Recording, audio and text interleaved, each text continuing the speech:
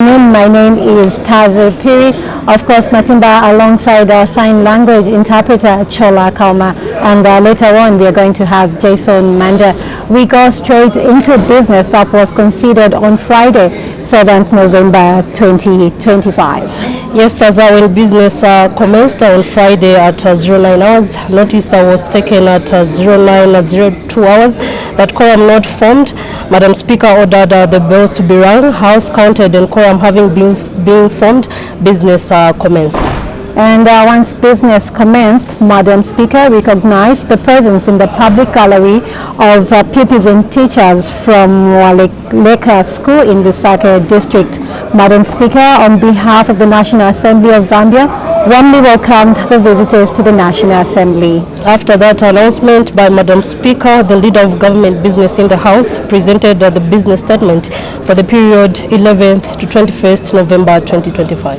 Thereafter, the House went on to consider urgent matters without notice, and the following urgent matters without notice under Standing Order 142 were raised.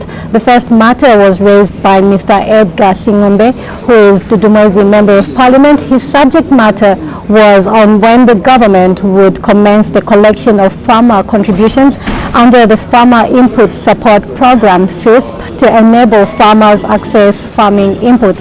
This matter was inadmissible.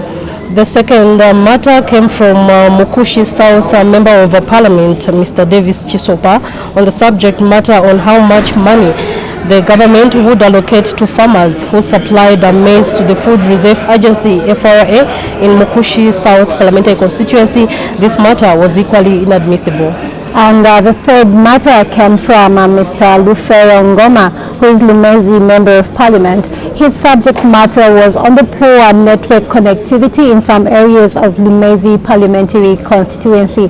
This matter was admissible, and Madam Speaker directed the Minister of Technology and Science to issue a ministerial statement on Thursday, 13th November 2025. And after those three urgent matters without notice that were raised, the House considered questions without notice during Her Honor the Vice President's question time. This is a segment of 45 minutes where members are accorded an opportunity to ask Her Honor the Vice President's question without notice.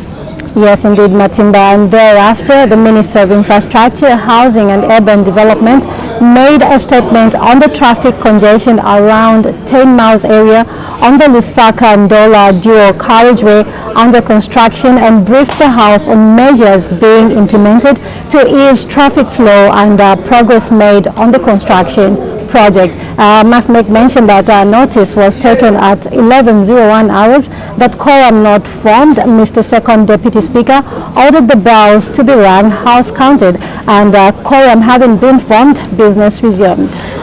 After that ministerial statement, the House went on to consider questions for oral answer number 58 to 62 under Standing Order 80. And thereafter, there was resumption of debate on the motion of supply, a motion of 4th November 2025, a motion that was moved by the Minister of Finance and National Planning, urging that the House now resolves into Committee of Supply on the estimates of revenue and expenditure for the year 1st January 2026 to 31st December 2026, presented to the National Assembly in September 2025. And there being no further debate, the debate on the motion stood adjourned. The House adjourned accordingly at 12:10 hours. So basically that's the business that was considered on the floor of the House on Friday, 7th November 2025. So just now we shift our attention and we look at today's order paper. Today on the order paper we have announcements. If there will be any urgent matters without notice, if there will be any, we also expect the House to consider 6 questions for answer understanding order 80, and we expect 2 bills to come at second reading stage, and we also expect a resumption of debate on the motion of supply. So just now we go into details of the questions that are coming up for consideration. Question 63 is expected to come from Mr. Chinga Miyutu, who is Kalabo Central Member of Parliament. His question will be directed to the Minister of Fisheries and Livestock. He wants to know in A, whether the government has any plans to operationalize the condom line in Western Province. In B, if so, when the plans will be implemented. And in C, if there are no such plans, why?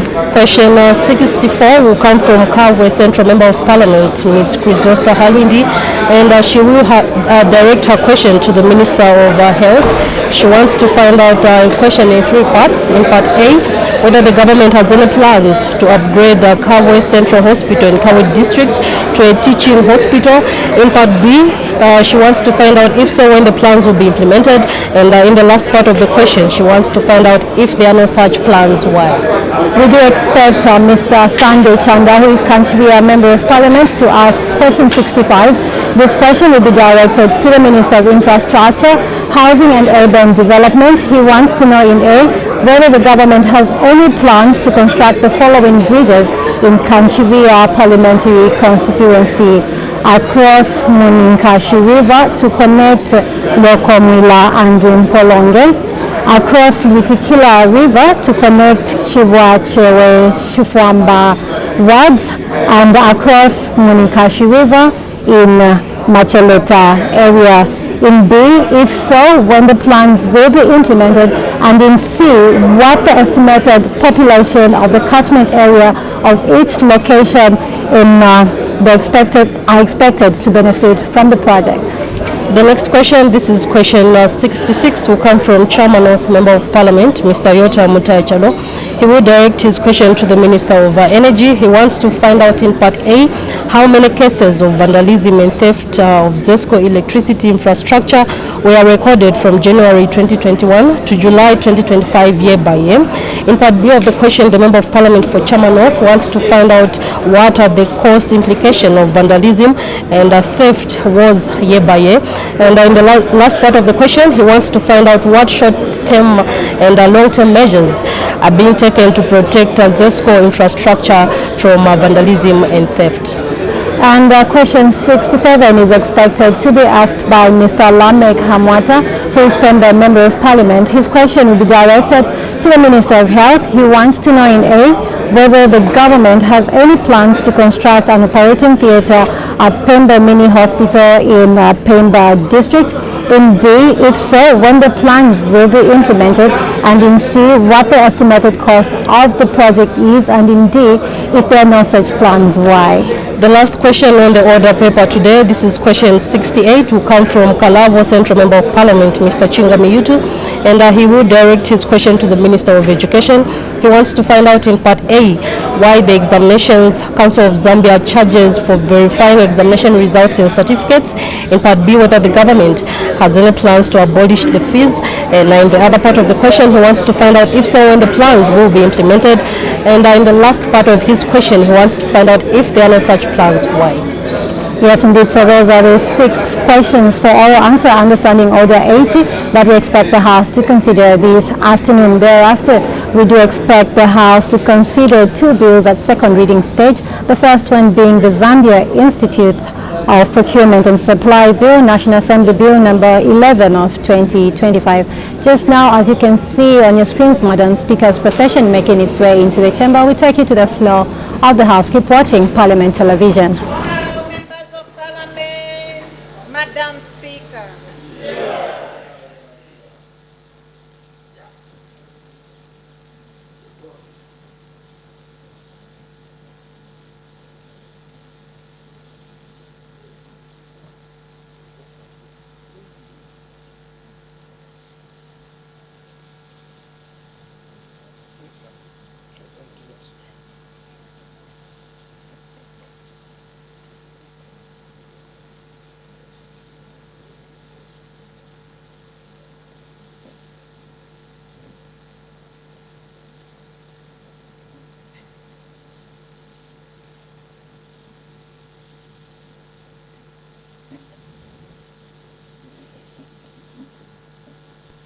And the King of Zambia, proud and free, land of work and joy in unity, victors in the struggle for our right. We want freedom's fight, oh, and strong and free. Africa is our own motherland.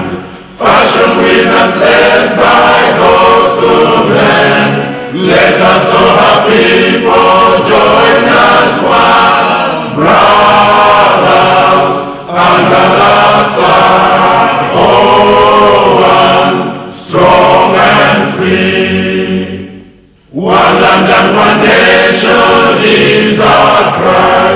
Dignity and peace in Zambia's sky. Like a noble eagle in its flight. Zambia, praise to thee, O one, strong and free. Praise be to God, praise be, bless our great Zambia, Zambia, Zambia. Remain we stand under the flag of our land. Zambia, praise to thee, O one, strong and free.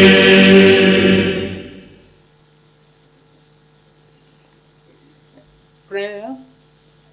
Almighty God, who in your infinite wisdom and providential goodness has appointed the offices of leaders and parliaments for the welfare of society and the just government of the people, we beseech you to consider with your abundant favor us, your servants, whom you have been pleased to call to the performance of such important responsibilities in this land. Let your blessing descend upon us here in Parliament assembled, and grant that we may, as in your presence, treat and consider all matters that shall come under our deliberation, in so just and faithful a manner as to promote your honor and glory, and to advance the peace, prosperity, and welfare of our country, and of those whose interests you have committed to our charge. Amen.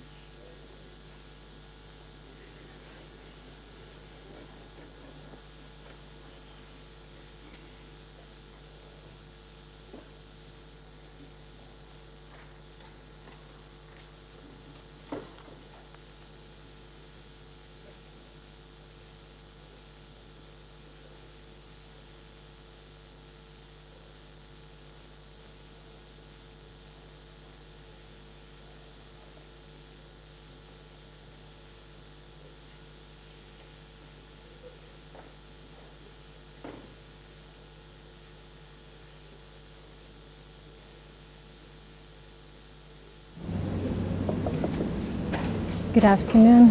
Bells are ringing, which signifies that a quorum has not been constituted. Or just now, we take it to the floor of the House.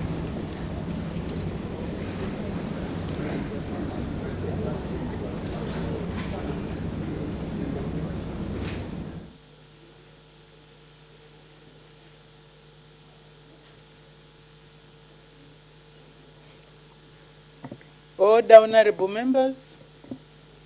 I have two announcements to make.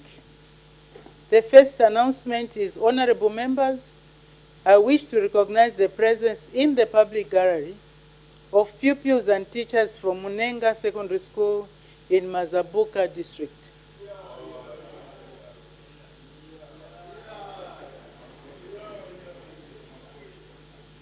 On behalf of the National Assembly of Zambia, I warmly welcome our visitors in our midst. I thank you. You may take your seats.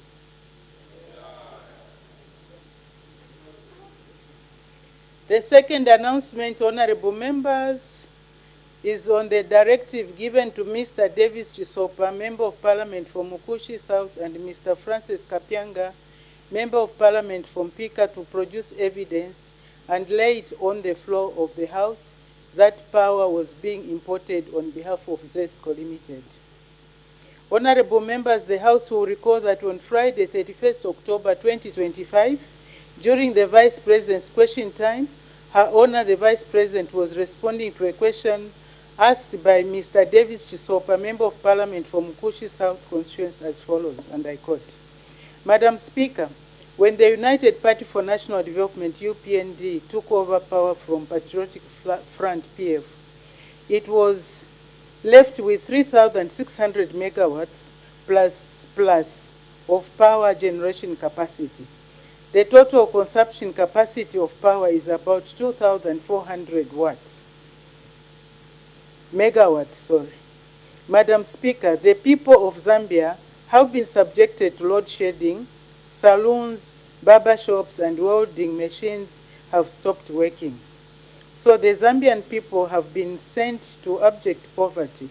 Madam Speaker, what has gone wrong with the government's way of load shedding, thereby causing so much pain to the Zambian people and preferring export to power, export of power, end of quote. As our Honor the Vice President was responding to the question, Mr. F. Kapianga, Member of Parliament from Pika constituency, interjected through running commentaries alleging that power was being imported on behalf of ZESCO Limited. In that regard, I ordered Mr. D. Chisopa MP and Mr. F. Kapianga MP to produce evidence that power was being imported on behalf of ZESCO, and also that ZESCO was exporting power and lay it on the table of the House by Friday, 7th November 2025. Accordingly, Mr. D. Chisopa MP and Mr. F. Kapianga MP on Friday, 7th November 2025, submitted to the office of the clerk a copy of the verbatim record of the daily parliamentary debates for Friday, 31st October 2025, photocopies of the mid-year statistical bulletin of the Energy Regulation Board for 2025, and a PACRA printout showing the shareholding of Canona Power Company Limited, and a transcript purported to be an excerpt of the Daily Nation newspaper.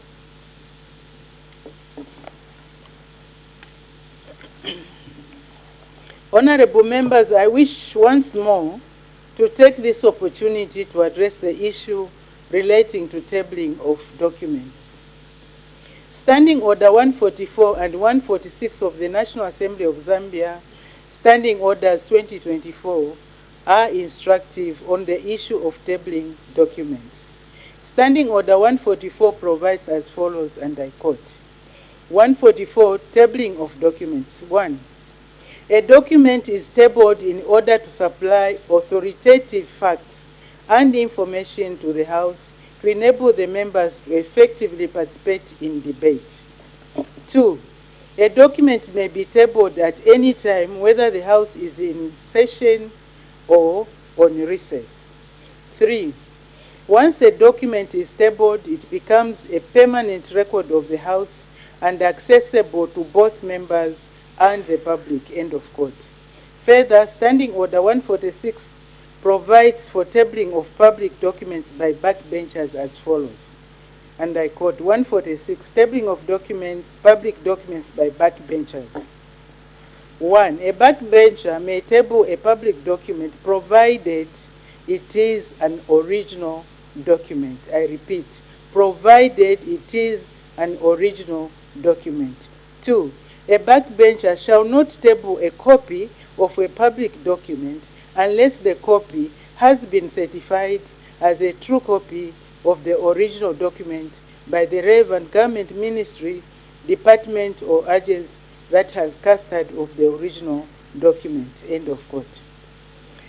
Honorable members, in view of Standing Orders 146, the documents submitted by Mr. D. Chisopa MP and Mr. F. Kapianga MP do not meet the criteria set out in standing orders, in the standing orders for tabling a public document. Accordingly, the documents are inadmissible. Let me take this opportunity to once more caution the House that any member who will submit information which is not factual and verifiable regarding this matter, or indeed any other matter, will be sanctioned in accordance with our standing orders or the National Assembly Powers and Privileges Act, Cap 12 of the laws of Zambia. In the meantime, the Honorable D. Chisopa and Mr. F. Kapianga, they are put on notice. We will give them the benefit of doubt, but please, as I said, let's make sure that we submit documents in accordance with our standing orders. I thank you.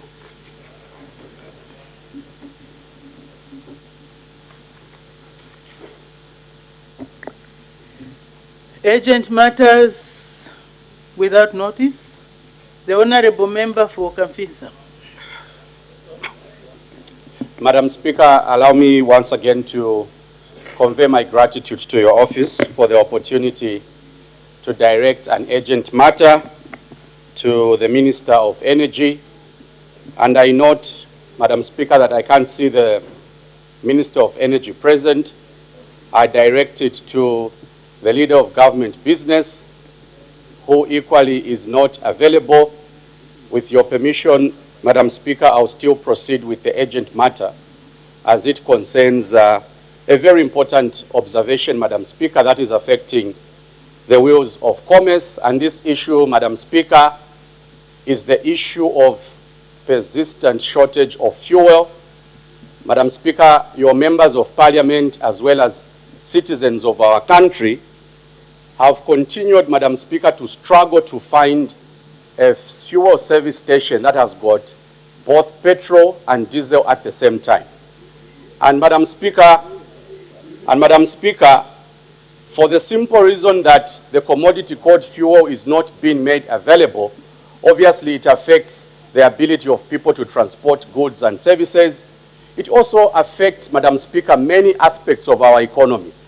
And Madam Speaker, given the fact that this now has become a persistent problem that keeps reappearing, it would only be in order, Madam Speaker, that the minister responsible gives some form of assurance to the people regarding the availability of this commodity. And Madam Speaker, this is why I wish to direct an urgent matter to the minister responsible for energy. Is the minister in order, Madam Speaker, not to assure not only your members of Parliament, but the citizens out there, Madam Speaker, on the availability of this commodity called fuel. We are failing to go to our constituencies, Madam Speaker, because we can't find fuel over the weekend. Many other people are complaining, and I thought I could seek your indulgence, Madam Speaker, on this very, very important aspect. Thank you very much. Thank you very much, Honorable Member for Kamfinsa. I will suggest you put in an urgent question. So the matter is not admitted as an urgent matter without notice, but you can put in an urgent question. I'll end there. I will not make any further comment. The Honorable Member for Kalabo Central.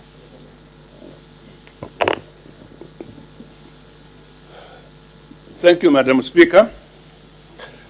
Madam Speaker, my matter of urgent nature without notice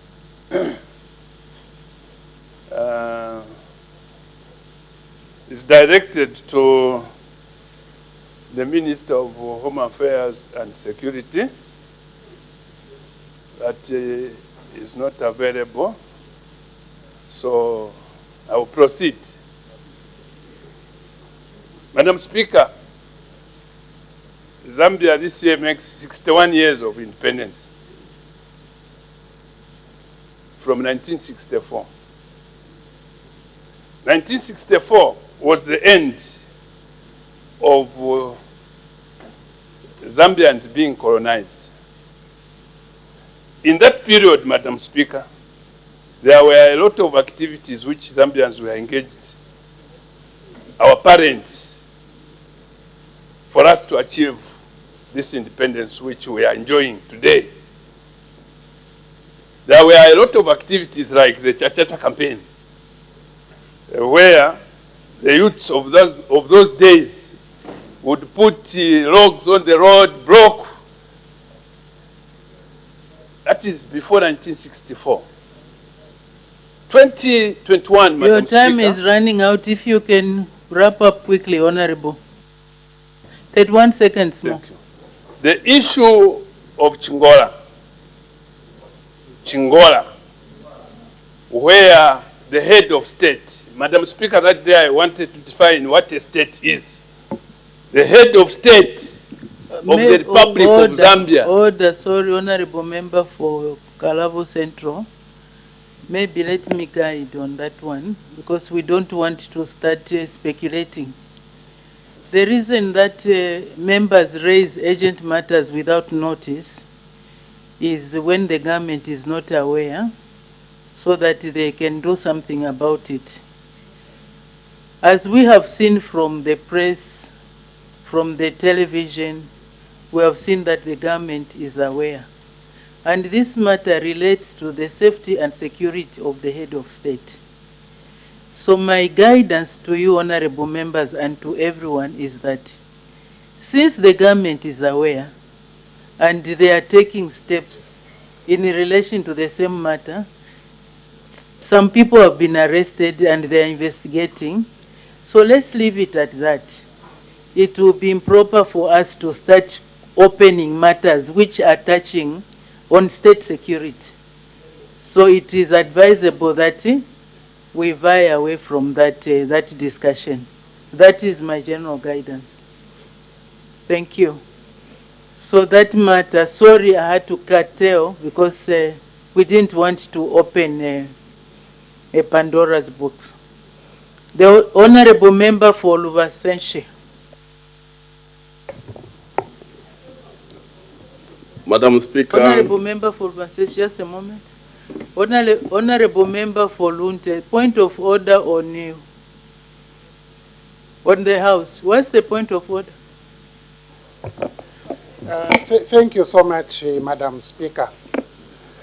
Madam Speaker, our standing orders provide for positions of officers of the Assembly.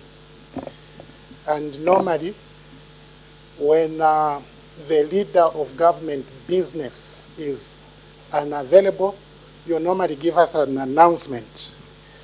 Observing that there is no announcement, and I see no government, he has just come, he was late. Madam Speaker, I also see no UPND endorsed leader of the opposition. I would like to find out whether this House is the Honorable Member for Lunte. The Honorable Member for Lunte. Let me give guidance before you proceed.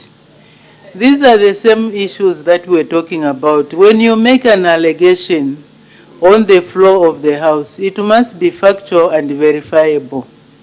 Do you have evidence, Honorable Member for Lunte, to show that the leader of opposition or indeed the whip are endorsed by the UPND? Let's leave it at that. I don't want to go that route, but please be guided accordingly.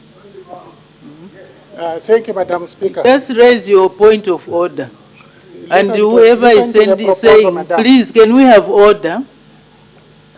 It's not a time for sending people out. It's better we do our work. It's serious work here. Madam, Honorable Member for Lunt, continue as guided. Thank you, Madam, for your compassion. After serving 30 days, it would be bad for me to go again. Madam Speaker, I was saying, is it in order for this House to continue transacting business in the absence of the leader of government business, in the absence of the chief whip who's just walked in, he was late, and in the absence of the leader of the opposition? When these are the leaders in the House who should be able to provide accurate answers in an event of failure by these ever-failing UPND ministers. Madam Speaker, I seek your serious ruling.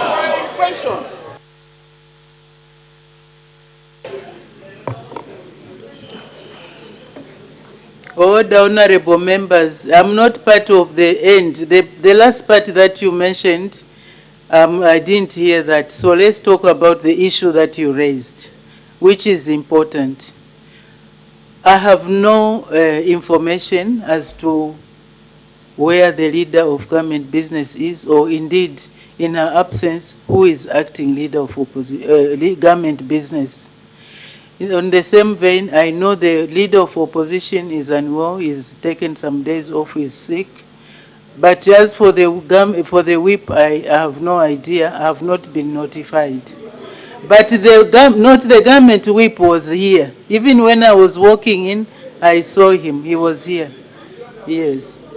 So, all the honorable members, you know, parliamentary business takes precedent, order.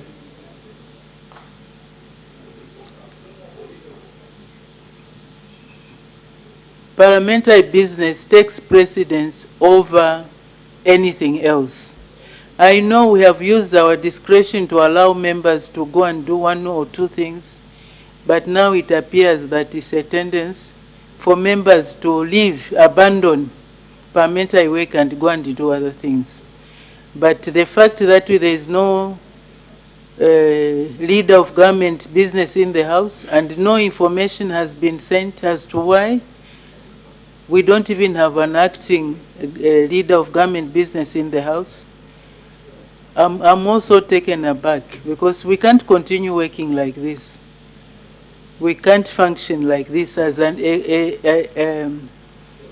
arm of the government which is representing people, and we have to earn the trust of the people. So the government chief whip, please can you advise us as to who is the acting leader of government business in the House?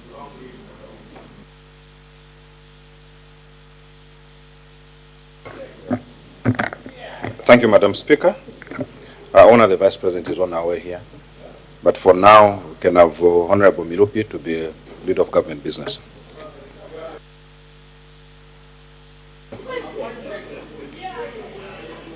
So, honorable members, what's happening now? Honorable member for Shwangand, we are still in the middle of something else. I've not given you the floor. I was just saying that in view of the absence of Her Honor the Vice President in the House, Honorable Minister of Infrastructure, Housing and Urban Development is acting as the leader of government business in the House.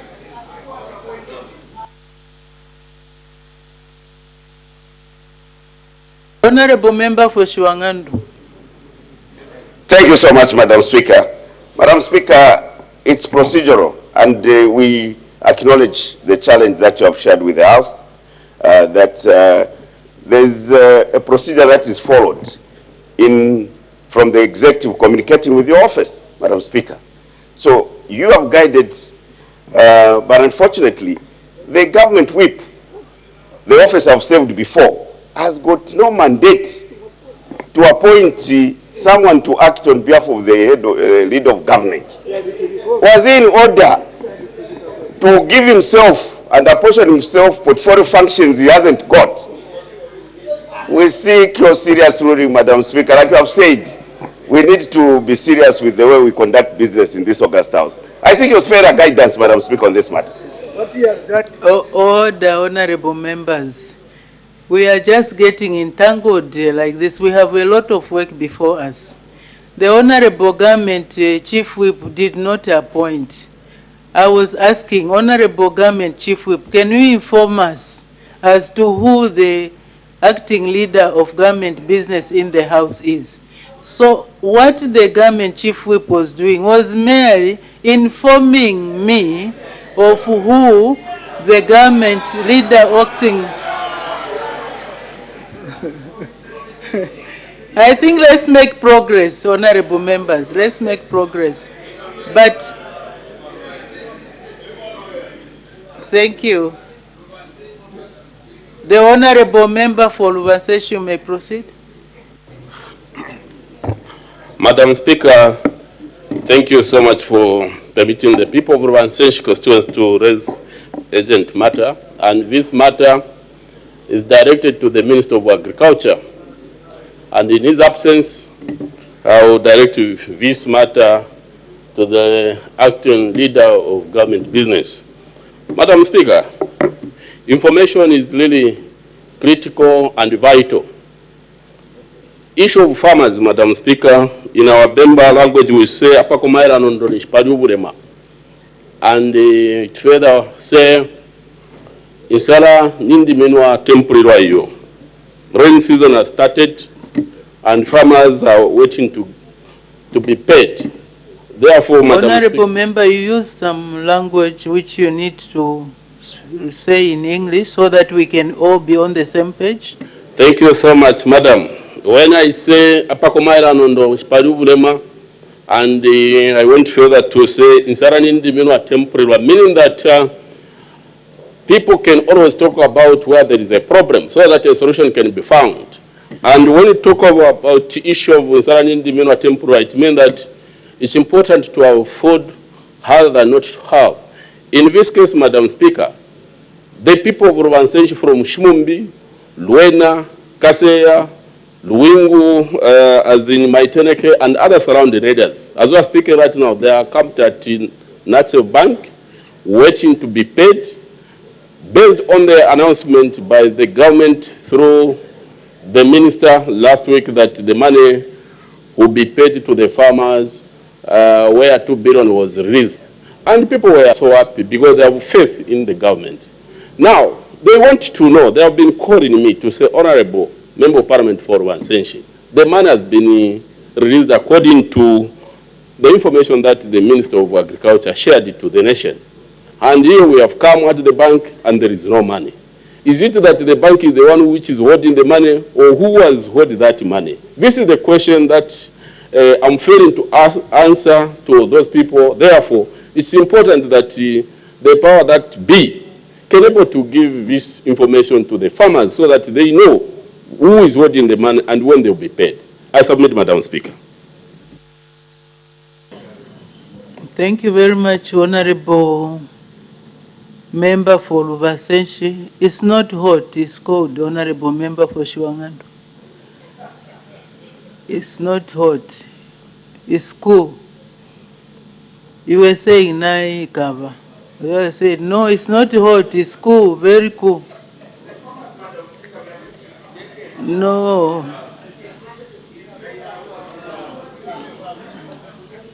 Order.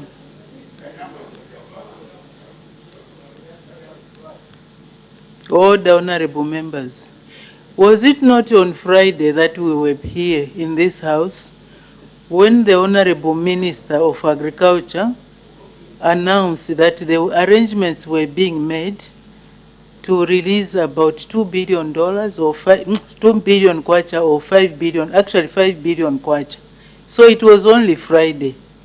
Then there was a weekend in between.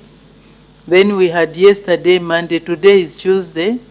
But I heard some people saying they have been paid. So it's a process, I believe. The people that you represent also will be paid, because I also on TV money has been released. So let's give it some time. We give it some time and see if by the end of next week then they are not paid, then we can raise some further concerns. Thank you. That concludes urgent matters without notice. We go to questions for oral answer under Standing Order 80. The Honorable Member for Kalabo Central.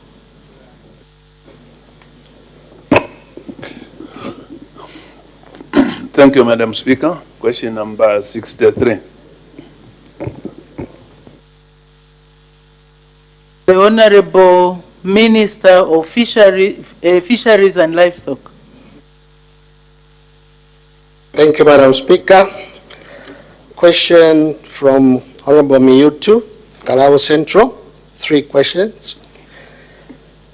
A, whether the government has any plans to operationalize the cordon line in Western Province. B, if so, when the plans will be implemented. And C, if there are no such plans, why? Madam Speaker, the answer to question A is as follows. I wish to assure this august House that the government has plans to operationalize the cordon line in Western Province as part of a broader national effort to control and ultimately eradicate contagious bovine pneumonia, commonly known as CBPP, which is endemic in Western Province. To this end, Madam Speaker, my ministry engaged a consultancy firm to undertake a comprehensive feasibility study on the re-establishment and operationalization of the cordon line. I'm pleased to inform the House that the study has been successfully completed and its findings have been submitted to my ministry. The study involved extensive stakeholder consultations, which included traditional leaders, former public employees, current civil servants, farmers, meaning commercial and traditional ones, traders and professional bodies across 5 provinces. These provinces are Western, Northern, Western, Northwestern, Southern, Central, and Copper Belt. The consultancy assessed multiple options for the cordon line route using key determinants such as disease containment, cost effectiveness, socio-economic impact, community acceptability, and environmental sustainability. Based on the recommendations of the study, the cordon line will not be reinstated in its previous location.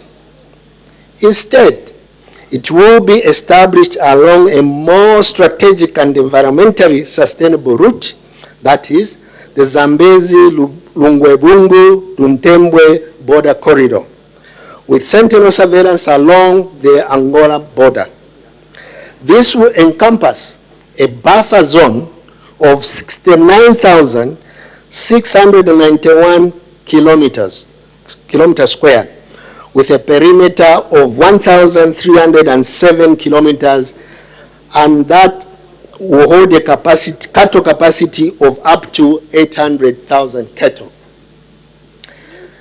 This option was found to be the most suitable, balancing disease control efficacy with minimal socio-economic disruption and strong community support. Madam Speaker, this initiative is aligned with the government's commitment to improving livestock health, enhancing food security, and promoting sustainable livestock development, and is also in line with the Zambia's contagious bovine pneumonia national control and eradication strategy, which has been endorsed by the World Organization for Animal Health. Madam Speaker, answer to question B. The government is already operationalizing the establishment of the cordon line. The government remains committed to ensuring that this initiative is implemented in a manner that is inclusive, transparent, and responsive to the needs of the people. It is being implemented in a phased approach which will allow for adjustments based on stakeholder feedback and evolving field realities, thereby enhancing the resilience and sustainability of the cordon line. I wish to inform the House that the operationalization of the cordon line has commenced, with government having already recruited 250 cordon guards in 2024, who will be deployed along the designated cordon line and border areas. Currently, these cordon guards have been oriented and are attached to the district veterinary offices undertaking other animal health related duties. Further, my ministry has developed a roadmap on the establishment of the cordon line and a robust cost-effective maintenance plan for the operations of the cordon line. The next phase of implementation will be undertaken after comprehensive consultations with all relevant stakeholders, including honorable members of parliament, traditional leaders, local authorities, veterinary professionals, and affected communities. Once this phase is complete, physical establishment of the cordon line and deployment of the cordon guards will be finalized. Madam Speaker, answer to question C. This question is rendered inadmissible in light of the government's clear and active commitment to operationalizing the cordon line in Western Province. Madam Speaker, submit. Supplementary questions. The Honorable Member for Kalabo Central. Thank you, Madam Speaker.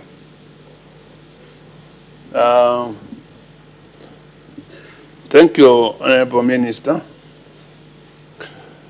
The response by the Minister shows a reroute of the cordon line. I would want to find out what then would be the idea behind this cordon line. Because I've heard of Zambezi River, I've heard of Rungwevungu River. Now that the course, the boundary, the line of this cordon has changed from the previous, I would want to know what is the stance of the government in that the cordon has changed vis-a-vis the population on the western side of the Zambezi. Thank you, Madam Speaker. Thank you. The Honorable Minister of Fisheries and Livestock. Madam Speaker, I think the simple answer to that question is that the cattle population has grown since the last cordon line was established. Also, we wanted to ensure that the cordon line passes through a natural boundary, that is the Zambezi River, so that we could contain at least 800,000 cattle in the areas that will be cordoned off. I submit. Thank you. The Honorable Member for Mbavala. Thank you, Madam Speaker, and thank you, Honorable Minister, for that information. Minister, could you state some of the stakeholders who you will be consulting to come up with the revised cordon line in Western Province vis-a-vis affecting our cattle population? Thank you. The Honorable Minister of Fisheries and Livestock. Thank you, Madam Speaker. Madam Speaker, I did mention that as government, we are going to do this in a phased approach. So all stakeholders are going to be engaged. Even if the consultant has already recommended where this line is going to pass, we are going to go through again the people that will be affected. I submit. Thank you. The Honorable Member for Kalabo Central. Thank you, Madam Speaker. Madam Speaker, I'll read a bit here.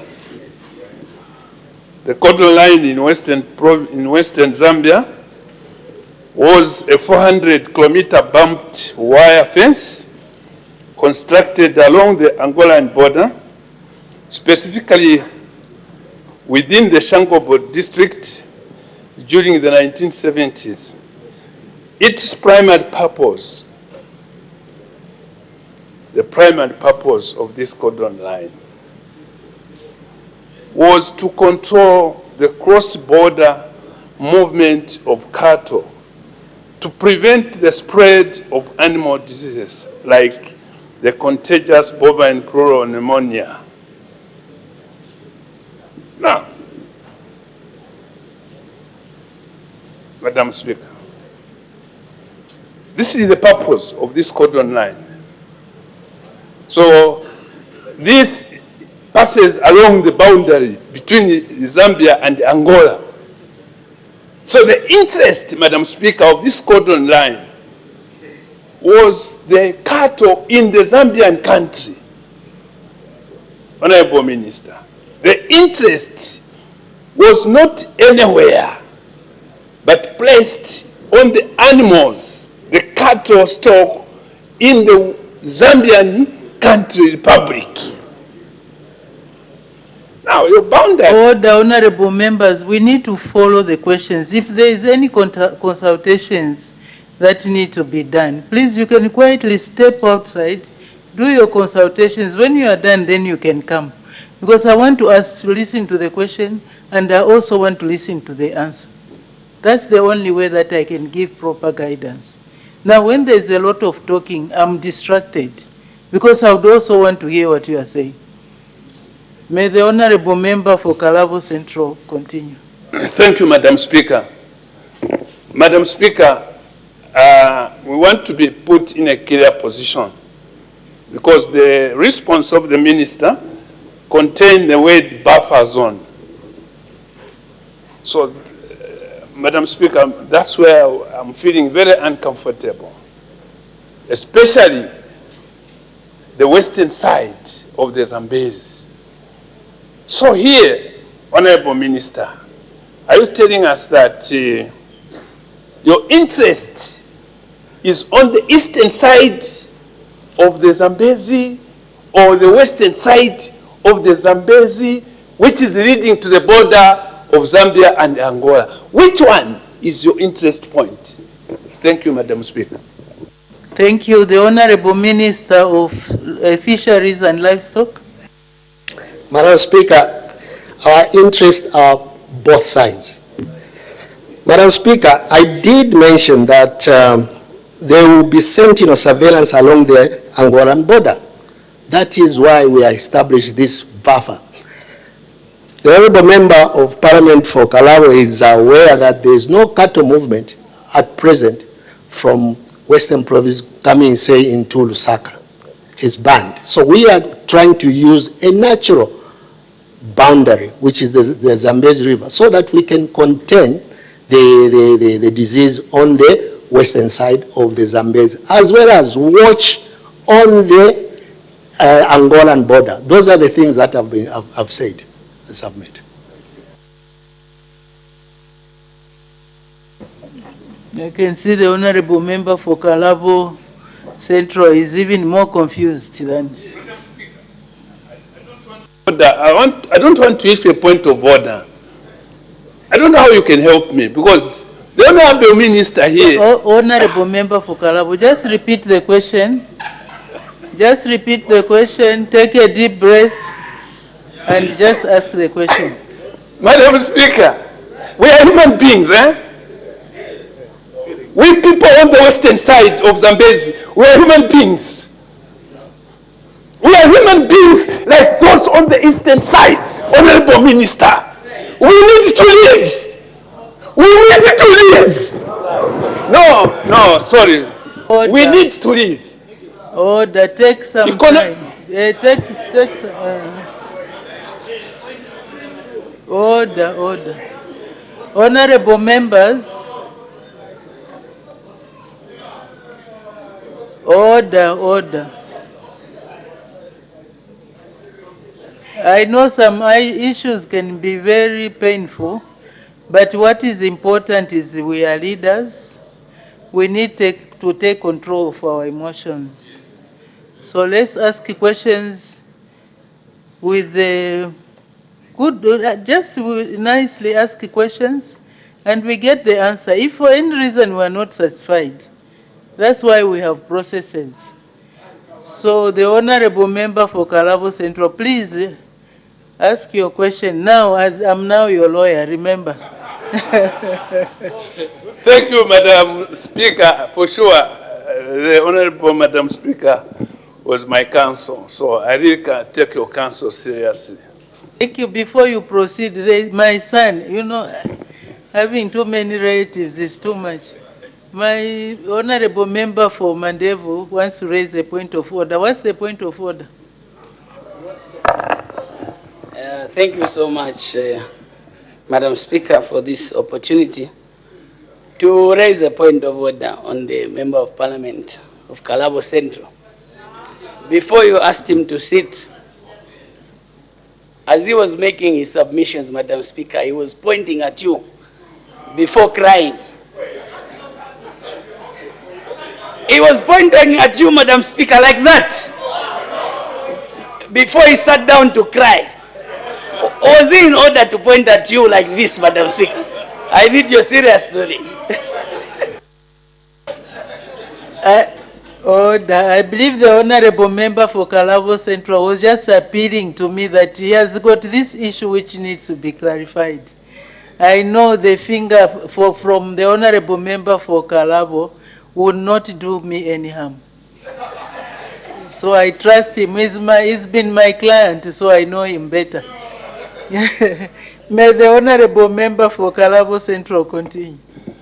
Thank you, Madam Speaker. Honorable Minister, why we want the cordon line You have heard the primary purpose of that cordon line. Why UNIP government set up the cordon line. It placed interest on the population of Zambia, the livelihood of the Zambians. Now, the issue of changing the route places part of the Zambia on the western side. That's my concern. Where you are saying you will place surveillance. But our interest was to contain, to separate Zambia from Angola. Now, are you putting the western side of Zambia to Angola? Honorable Madam Speaker, in his own words, is saying the animals from that region cannot be brought to Lusaka, meaning we are losing out economically. So, where is the interest, Honorable Minister, of changing the route of the cordon from the former to where you want it to pass? What is the interest? Thank you, Madam Speaker. Thank you very much. The Honorable Minister of Fisheries and Livestock. Thank you, Madam Speaker. This is becoming motive. Madam Speaker, I wish the PowerPoint presentation so that the honourable member can understand where the previous cordon line was and what we are proposing. I suggest that the honourable member of Parliament for Kalabo, my new cousin, should come to the office so that we can resolve this issue. New cousin indeed. We have newly acquired cousins. So when we say something, we say it just because we are cousins. Maybe just for purposes of clarity, the cordon, is it moving inland or is going outland? Maybe that's what he wants to know, the honorable member for Kalabo. Are you extending the cordon line inland? That means you are taking more land from the Zambian side instead of going towards the Angolan side. I think that's what he wants to know. The Honorable Minister. Madam Speaker, I think this is coming from you. The line will now move inland. That is why we want to have a buffer zone that will contain almost 800,000 cattle, and we intend to establish a proper abattoir so that exports of beef can come from that area. Along the Angola border, where we want to prevent cross-border crossing of cattle, we are going to implement surveillance so that animals from Angola or from Zambia do not cross into Angola. If anything, it is animals from Angola that will try to be crossed into Zambia because there will be business in Zambia. So we could see movement of cattle coming from Angola into Zambia, unlike Zambia cattle going into Angola. So probably the Honorable Member of Parliament for Kalabo Central, you need to engage so that you understand each other, so that we don't have these emotions on the floor. You will scare the young people. The Honorable Member for Mitete. Madam Speaker, thank you so very much. The appeal, Minister, for the consultation with the members of Parliament, let it be there so that we would understand what the government is doing, the good intentions, of course. It is true that animals from cattle from Western Province cannot come to Lusaka or to Copperbelt. It shouldn't be. It's been for quite too long, economically. Now what you are saying is the boundary will be the Zambezi River. Nalolo district is half on the western side, the other half eastern side. How will the cattle for Nalolo be living? Those on the western side of Nalolo district and eastern part of Nalolo district. Meanwhile, Mitete is entirely on the western side. Zambezi, far north, west, there's Zambezi West on the western side, Zambezi East on the eastern side, but it's Zambezi district. So we just want to understand as to how the animals will be living in that scenario vis-a-vis Angola. For your own information, there are more animals moving to Angola for business than animals coming from Angola to Zambia. The good thing would be that consultation. Madam Speaker, you should think such a thing would help the country and Western Province in particular. Thank you. Thank you. The Honorable Minister of Fisheries and Livestock. Madam Speaker, I think that isn't really much of a question. It is a suggestion, and I've indicated that this is a phased project in the sense that there's further consultation that will take place so that we can come to an amicable solution and an accepted route for everybody to appreciate what we are planning to do as a government. Thank you. The Honorable Member for Lunte. It's not a point of order. It's a follow-up question. Madam Speaker, thank you so much. To clear my honorable brother, it's not a point of order. It's a follow-up question. Madam Speaker, a cordon line is a government investment for the benefit of the people of Zambia. In this case, those who reside in Western Province where this line has been provided for many years. In 2022, the first budget that the current Minister of Finance brought to this House, he provided for $50 million for that cordon line. In 2025, the year we are in, there is no provision for a cordon line. In the budget on the floor of the House right now for next year, there is no provision for the cordon line. Madam Speaker, you can now see why an MP can cry on the floor of the House. Because even though the minister has answered in respect of the desires of government, this particular asset was provided for in 2022 and that budget has been buried. Where is the Honorable Minister going to find the money to do the cordon line for which he is assuring my crying honorable brother? Thank you, Madam. Now, I don't know that question whether it's directed at the Honorable Minister of Fisheries and Livestock or the Honorable Minister of Finance and National Development. But the Honorable Minister of Finance and National Development is not on the floor. So the Honorable Minister of Fisheries and Livestock, I don't know if you are able to answer that question. Thank you. Madam Speaker, how I wish that the UPND was in government in when was this?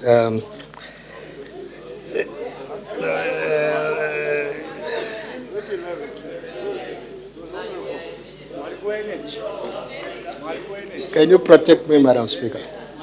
Order, honorable members, I can't hear. Sorry, the Honorable Minister was saying something.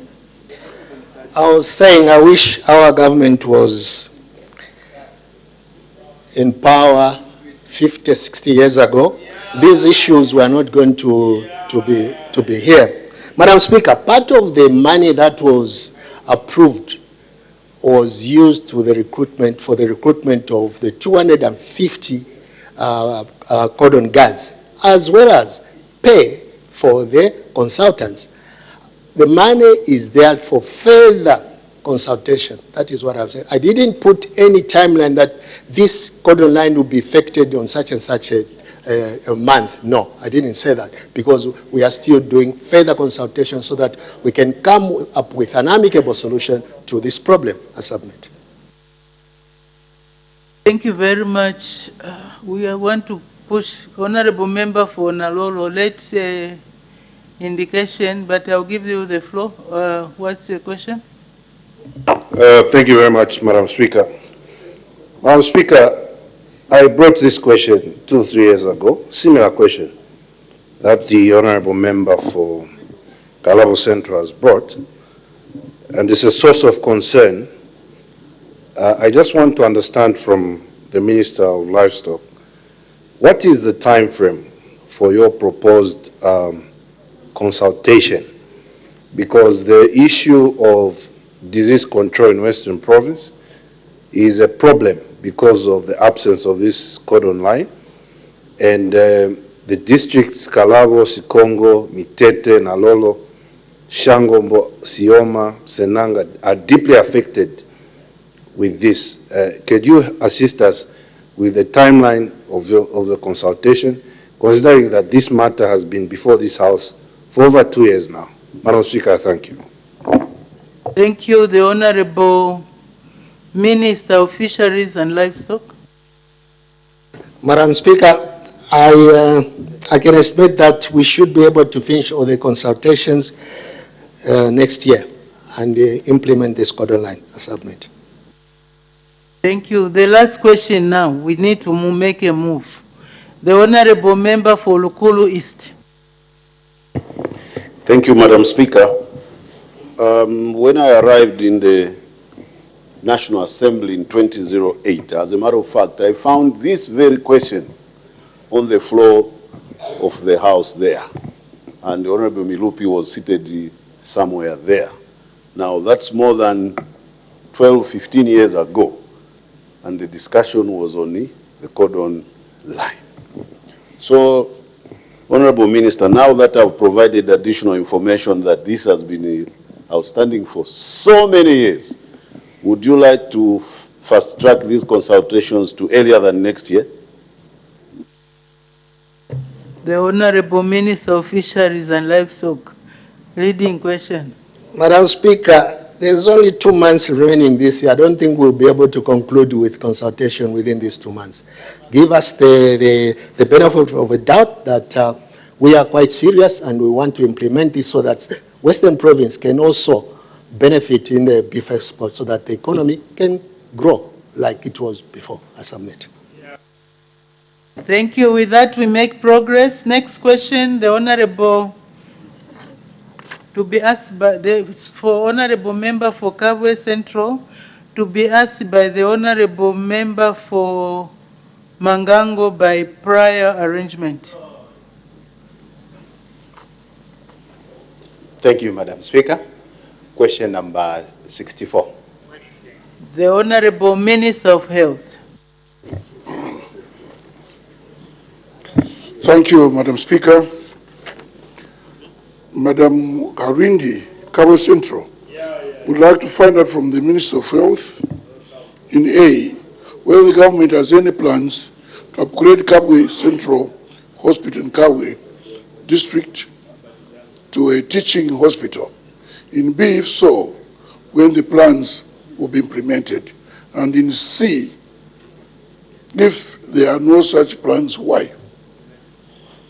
Madam Speaker, Kabwe Central Hospital already has teaching functions, providing teaching services to nurses, clinical officers, environmental health officers, and intern doctors.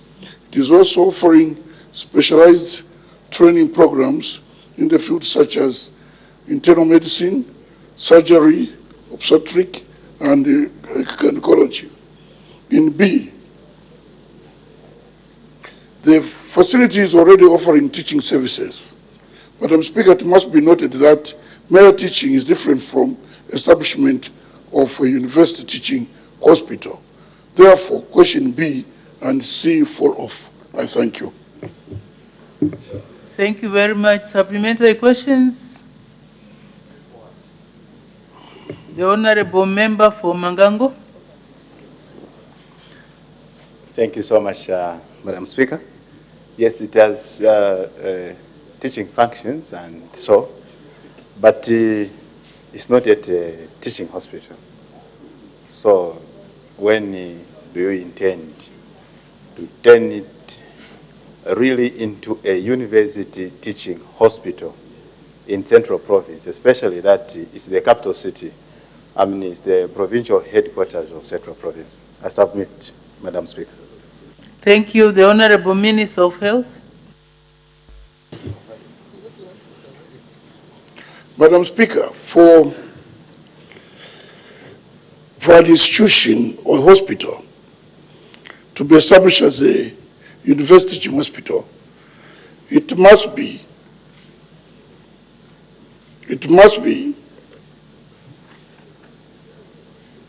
directly affiliated to a university and gazetted as such. Kabwe Hospital is near Mulungushi, but I'm from Mulungushi University. But unfortunately, Mulungushi University is affiliated with the Livingstone General Hospital. Let me just explain one thing. Kabwe at the moment is classified as a practicum site. Practicum.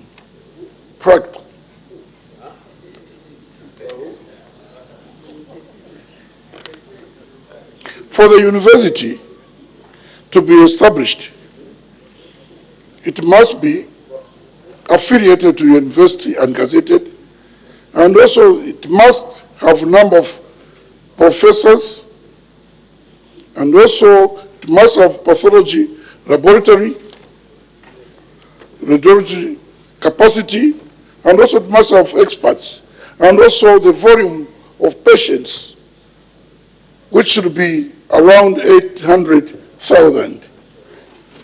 And also, there must be surgeons who are specialized in different centers. Those are the key areas that can make a hospital be given the status of university teaching. I thank you. Thank you. The Honorable Member for Shangombo. Thank you, Madam Speaker. Madam Speaker, bearing in mind that there is now free education introduced by the New Dawn government, it entails that a lot of people have gone back to school, meaning the current university teaching hospital that we are having can't accommodate the people who are graduating from grade 12 who wants to do nursing. Has the government, through the Ministry of Health, got plans to ensure that whatever is missing at the Kabwe General Hospital, for it to qualify from what the minister has said, so that it can be upgraded to a nursing hospital? Any plans in the near future? I thank you, Madam Speaker. The Honorable Minister of Health. Thank you, Madam Speaker. I don't think there could be such plans. At the moment, the facilities we have, training the doctors, are sufficient. We have University Teaching Hospital, Levy, Copperbelt, University, and so far, we still have enough space, and also Livingstone. There hasn't been any deficiency. At the moment, we have got the doctors who have not yet even been employed. Maybe the capacity at the moment should be limited so that we don't overtrain and keep our doctors outside employment for a long time. I thank you, Madam Speaker. Thank you. We make progress. Next question, the Honorable Member for Kanchivia. Question number 65, Madam Speaker. The Honorable Minister of Infrastructure, Housing and Urban Development. Thank you, Madam Speaker. The Honorable Member for Kanchivia, Honorable Sunday Chanda, is asking my ministry the following questions. A, whether the government has any plans to construct the following bridges in Kanchivia parliamentary constituency. And those are: one, across the Munikashi River to connect Lokomwila and Mpolonge. 2, across Lwitikira River to connect Chibwa and the Chewe Shifwamba wards. And 3, across Munikashi River in Macheleta area. B, question B is, if so, when the plans will be implemented, and C, what the estimated population of the catchment area of each location at A expected to benefit from this project is, and D, when the project will commence. Madam Speaker, government has plans to construct a bridge across Munikashi River to connect Lokomwila and Mpolonge, Lwitikira River to connect Chibwa and the Chewenshi Fwamba wards, Munikashi River in Macheleta area, or in Kanchivia constituency. B, the construction of the bridges across the crossing points will be implemented in 2026 subject to availability of funds. C, the estimated population by the Road Development Agency of the catchment area at A expected to benefit from the project at each location is 93,000. Madam Speaker, I thank you. Thank you very much. Supplementary questions. The Honorable Member for Kanchivia. Madam Speaker, thank you so much for this opportunity, and allow me to thank the Honorable Minister for his response on behalf of our government and indeed the Ministry of Infrastructure. Allow me to firstly also thank the Minister for being there for the people of Kanchivia. He's been on the ground and he understands our challenges, he's seen them. Kanchivia is 8,800 kilometers squared and home to so many river bodies. And Madam Speaker, in 2021, when I got elected to the position of Member of Parliament, one of the things I said to the Honorable Minister when we spoke about Kaunda Bridge and Daluni Bridge was the confidence the people of Kanchivia had that the new Dawn administration could make that difference. And so far, I wish I'll be failing in my duties if I don't commend the Minister and government for making that difference, huge difference, in the infrastructure profile of Kanchivia district and constituency. Honourable Minister, the infrastructure and the points that we've spoken about, it is said in your response, these will be attended to in 2026 subject to availability of funds. Would there be any consideration or any guarantee that the people of Kanchivia watching this telecast right now would get from you that the probability of having some of these projects could be worked on in the year 2026? Madam Speaker, thank you. Thank you. The Honorable Minister of Infrastructure, Housing and Urban Development. Madam Speaker, I thank you, Honorable Member for Kanchivia. First of all, for appreciating what the New Dawn government is endeavoring to do in the Kanchivia constituency. This is not just mere rhetoric. I've heard him express the same words in the Kanchivia itself when I've been there, with that nice song of Chikunyonge.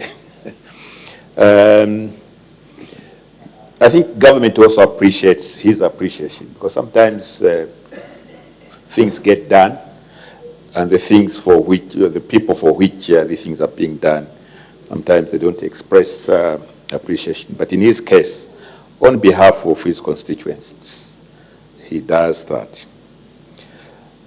Government, through the road development agencies, is scheduled to undertake conditional surveys of the 3 sites and prepare cost estimates for the required bridge structures. And this exercise is expected to be undertaken by the end of the 4th quarter 2025. The construction works are expected to be undertaken in 2026, of course, subject to the availability of funds.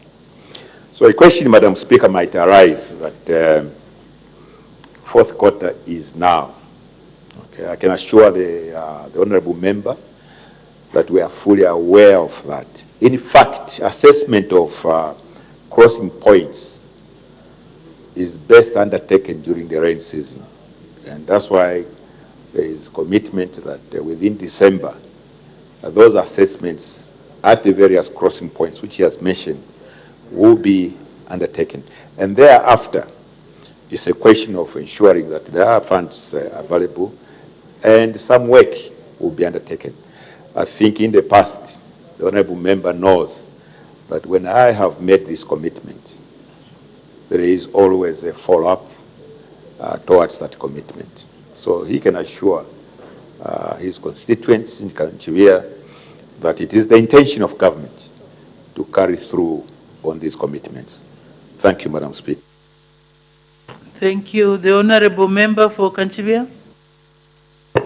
Madam Speaker, mine is just to thank the Honourable Minister and to say that indeed you are a man of your word, and we will always, rely on you on behalf of their Royal Highnesses. Thank you so much, Madam Speaker. Thank you very much. So with that, we make progress. Next question, the Honourable Member for Chama North. Thank you, Madam Speaker. Question number 66. The Honourable Minister of Energy.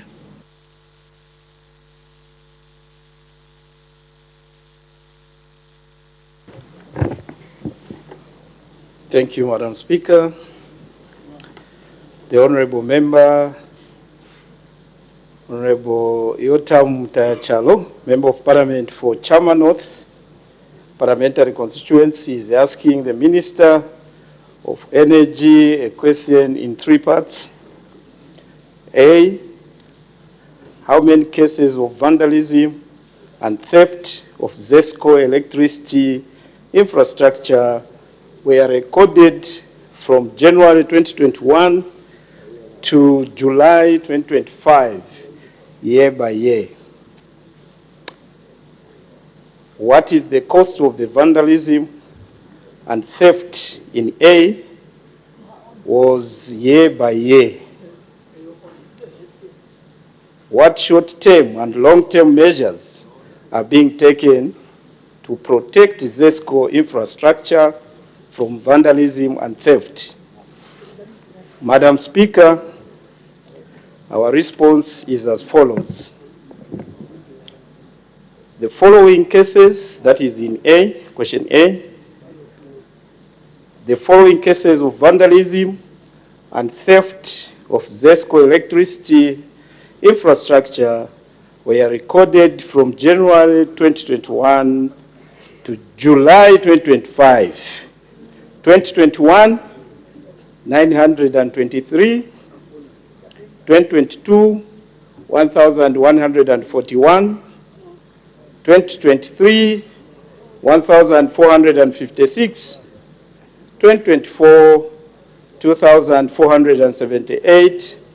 2025, 1,363. In B, the cost of the vandalism and theft from 2021 to 2025. In 2021, 9 million. In 2022, 15.5 million kwacha. In 2023, 24.1 million kwacha. In 2024, 50.1 million kwacha. In 2025, 39.6 million kwacha. The following short-term and long-term measures have been put in place to protect the ZESCO infrastructure from vandalism and theft. Short-term measures, Madam Speaker, we have embarked on welding of transformers on the channels and the covers. 2, community sensitization through partnership with the Ministry of Youth, Sports and Art through the National Arts Council on program called Youth Action Against Vandalism. Long-term measures, we have put in place 24/7 guard services of power stations, substations, and other critical facilities. 2, procurement of electronic surveillance systems for most of ZESCO installation. And 3, procuring of motor vehicles for armed quick response. 4, replacing copper service cables with aluminum cables. And 5, amendment of laws to provide for stiffer punishment, including making the cases non-bailable offenses. And 6, Madam Speaker, stabilize the supply of power through various projects that are under the pipeline. I submit. Thank you very much. Supplementary questions. The Honorable Member for Chama North. Thank you, Madam Speaker. Thank you, Minister, for those responses. Honorable Minister, I think the figures you have just outlined here are extremely very worrying, because from 2021 to 2025, ZESCO has lost more than 137 million kwacha in vandalism. Honorable Minister, you mentioned that you have put certain measures in place, but if you look at the sequence of vandalism, it has been increasing, despite those measures you mentioned. So I want to find out, Honorable Minister, I know that it's not possible for someone to steal 11 kV cable when it's energized. But vandals are still stealing 11 kV cables. So I want to find out what really measures you are putting in place, because I know that maybe thieves are taking advantage of load shedding. That's why they are able to steal 11 kV cables. So what measures are you doing to ensure that even when there's no load shedding, when there's load shedding, these cables are safe? Because 11 kV is a very huge cost to ZESCO. Thank you. Thank you. The Honorable Minister of Energy. Thank you very much, Madam Speaker, and thank you very much, Honorable Member. Madam Speaker, like I have stated, the first thing is we have to make sure that all the transformers, we weld both the covers and where they are sitting. So that's one of the process. So far, we have managed to protect these transformers, total of 18,000 out of 25,000 transformers that we have across the country. That's one of the measures. And secondly, Madam Speaker, I have stated that in the longer term, we are also trying, other than, the other projects that we are putting in place to make sure that we stabilize the power, because that is one reason. But arising from the question that you have put, we are saying we are putting electronic surveillance gadgets to all the transformers that we are replacing, to make sure that even when there's no power, we are able to monitor these transformers.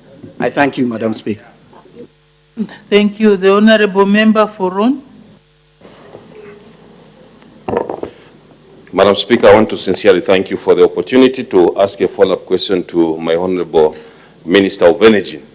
Indeed, Madam Speaker, the amount of money that has been lost by ZESCO in the preceding years is quite alarming.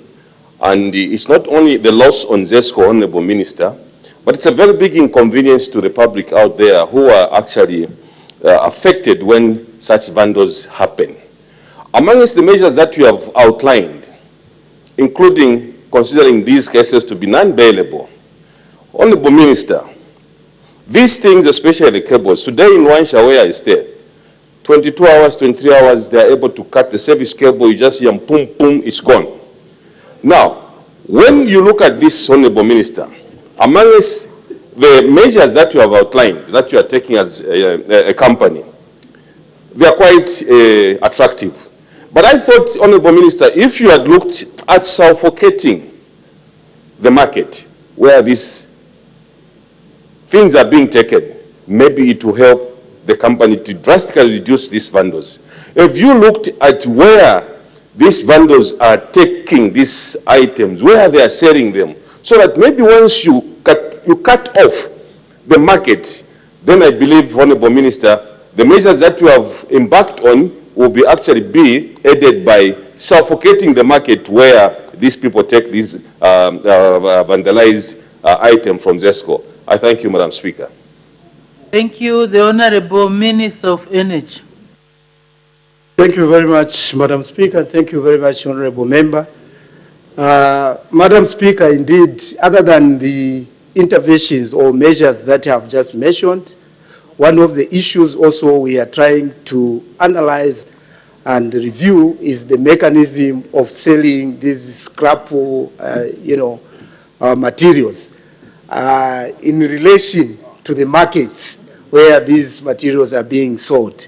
So that is one of the issues experts are trying to review to see how do we manage and bring a mechanism that is very transparent and that will help us to deter the vandalism that is going on in this country. I thank you, Madam Speaker. Thank you. The Honorable Member for Bahati. Thank you so much, Madam Speaker. Madam Speaker, 137 million kwacha in 4 years is quite alarming. Madam Speaker, on the ground things are very bad as these vandals are stealing ZESCO equipment on a daily basis. Madam Speaker, what has made the vandalism worse is, of course, load shedding. I agree with Honorable Mutaya Chalo. And Madam Speaker, if, some of these high voltage cables, even when they are live, they get vandalized. The 11 kV cables, even when in their live state, they get vandalized. The 33 kV cables, even in their live state, they get vandalized. The welding of transformers is also not helping, Madam Speaker, because these criminals are advanced. They go with battery-powered grinders to cut the top part of the transformer and steal the windings. Madam Speaker, what the vandals are stealing from transformers is windings, and that's copper windings, and transformer oil. Transformer oil is sold in our markets.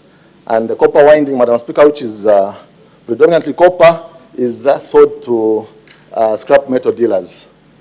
My question is, Minister, are you able to just temporarily put a ban on the sale of scrap copper and scrap iron?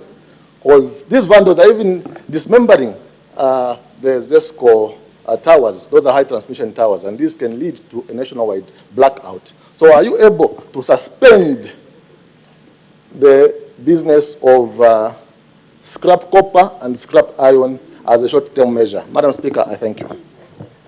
Thank you. The Honorable Minister of Energy. Thank you, Madam Speaker, and thank you, Honorable Member. Indeed, this situation is not health for the country.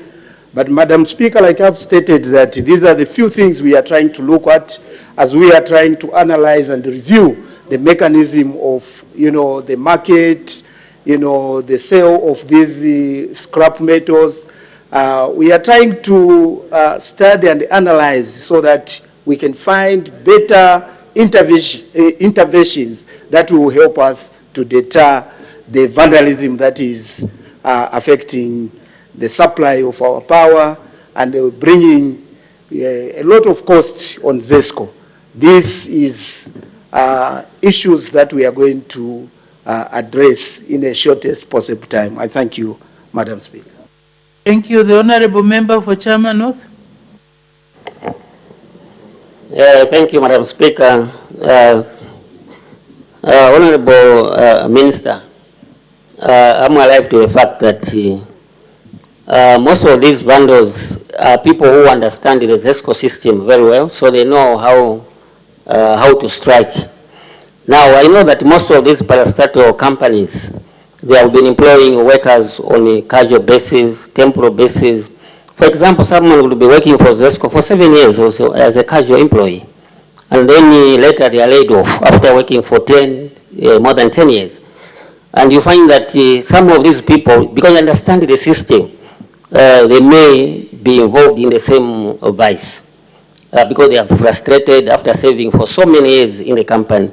So what measures are you putting in place to ensure that ZESCO relies on permanent pensionable employment to avoid employing workers on a casual basis for a long time who are also involved in vandalism? So what have you put up measures to ensure that we do away with casualization to safeguard ZESCO infrastructure?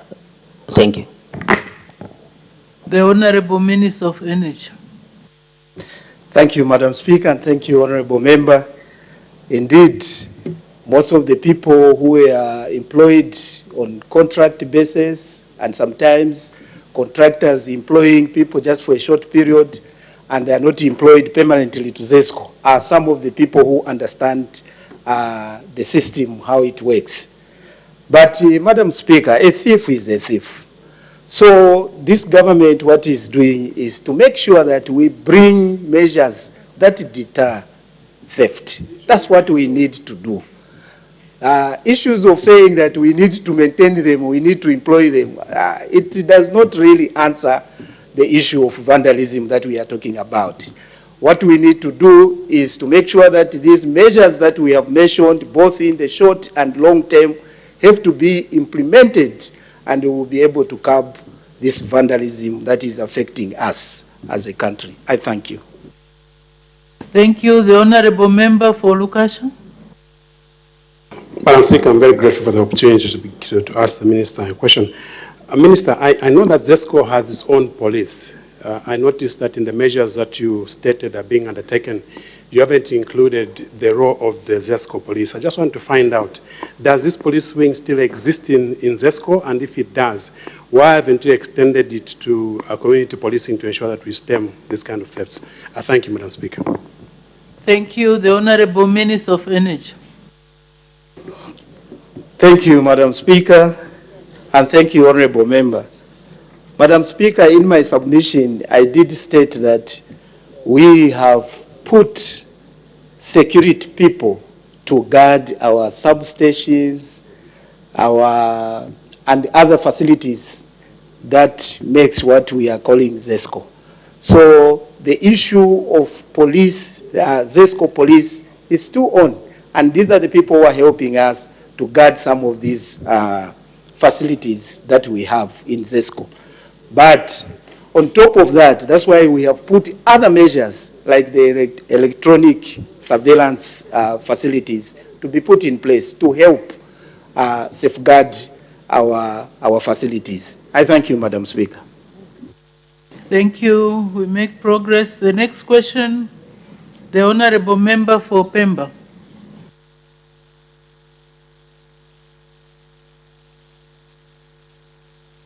The Honorable Member for Pemba is not in the House. No prior arrangements having been made, the question lapses in accordance with our standing orders. Next question, the Honorable Member for Kalavo Central. Thank you, Madam Speaker. Question number 68. The Honorable Minister for Education. Thank you, Madam Speaker.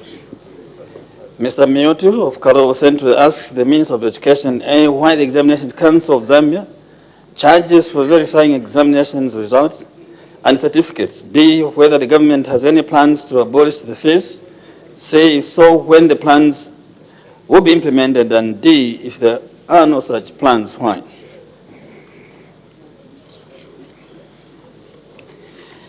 Madam Speaker, I wish to clarify and inform the House that A, the Examinations Council of Zambia, SCZ, charges fees for verifying examination results and the certificates in accordance with the Examinations Council of Zambia Act number 3 of 2023, which empowers the Council to collaborate with the Zambia Qualifications Authority in the verification of qualifications it awards.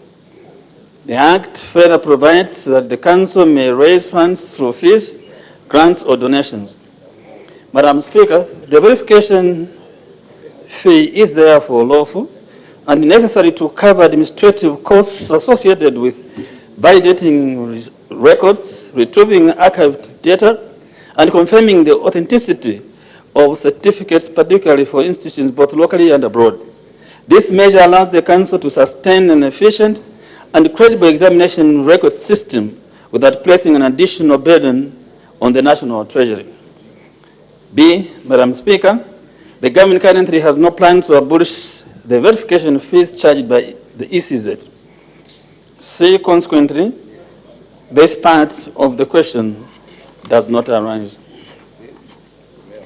D, Madam Speaker, the verification fees are maintained to ensure the sustainability and integrity of the service.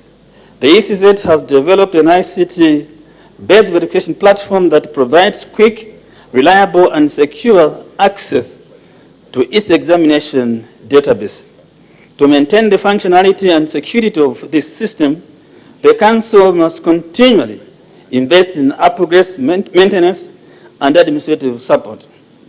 Therefore, abolishing the verification fees would compromise the Council's ability to preserve the integrity and credibility of the national examination system. Madam Speaker, I thank you.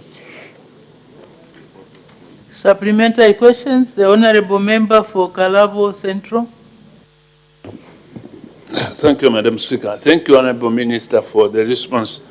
I would like to seek clarification on the relationship between the Zambia Qualification Authority and the Examinations Council.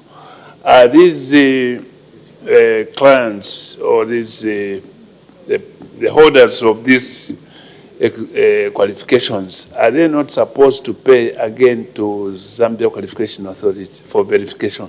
Thank you, Madam Speaker. Thank you. The Honorable Minister of Education.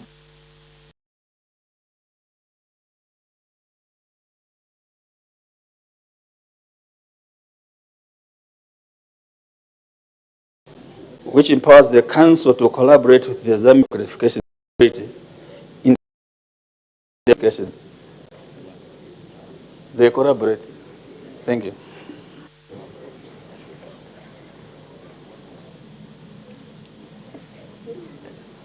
There seems like no other supplementary questions, so we make progress. The clerk will now read the orders of the day.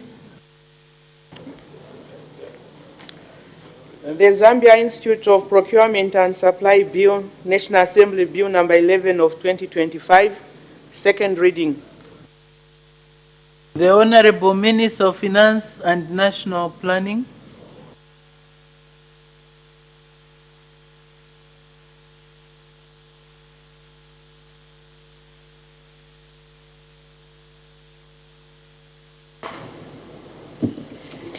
Madam Speaker, I beg to move that the bill now be read a second time. The question is that the bill be now read a second time. Any debate? The Honorable Minister of Finance and National Planning.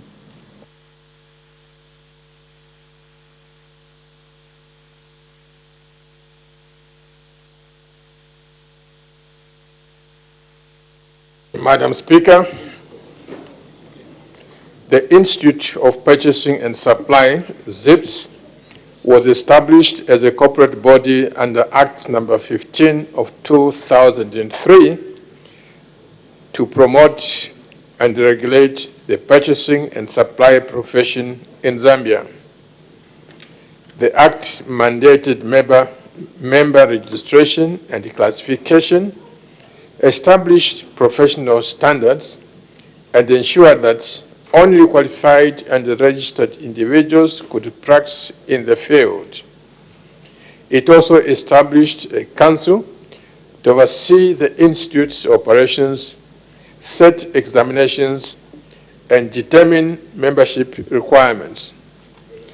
Furthermore, the Act authorized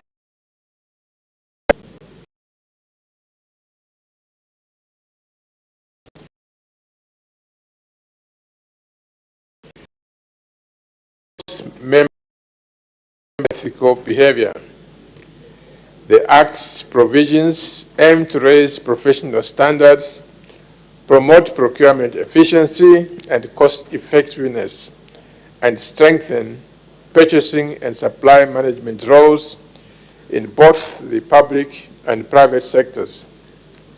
Madam Speaker, this Act now is archaic because it does not fully align with modern procurement practices and governance standards. A new legal framework needs to be introduced to strengthen regulation, increase accountability, and align the profession with modern public procurement systems. Madam Speaker, some of the weaknesses and shortcomings of the Zambia Institute of Purchasing and Supply Act No. 15 of 2003 include: 1. Inability to hold employers accountable for recruiting professionals in procurement and supply. 2. Lack of clarity on the membership classes.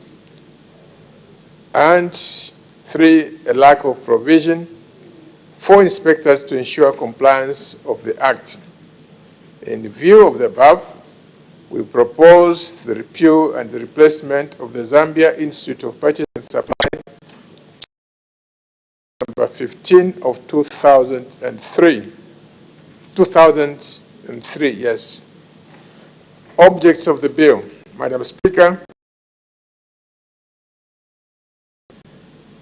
the Zambia Institute and Procurement Repeal Bill 2025 RA continue the existence of the Zambia Institute of Purchasing and Supply and rename it as the Zambia Institute of Procurement and Supply and redefine its functions. B. Promote and enhance the procurement and supply profession. C. Provide for the registration of procurement and supply professionals and procurement and supply firms and regulate their practice and professional conduct. D. Repeal and replace the Zambia Institute of Purchasing and Supply Act 2003. And E. Provide for matters connected with or incidental to the foregoing. In concluding, Madam Speaker, I'm confident that the enactment of the Zambia Institute of Procurement Bill of 2025 will assist government in ensuring that procurement and supply processes are conducted in a timely manner and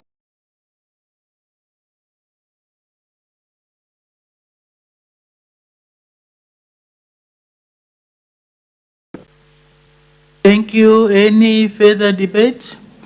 The chairperson of the Committee on National Economy, Trade and Labor Matters, the Honorable Member for Mwandi.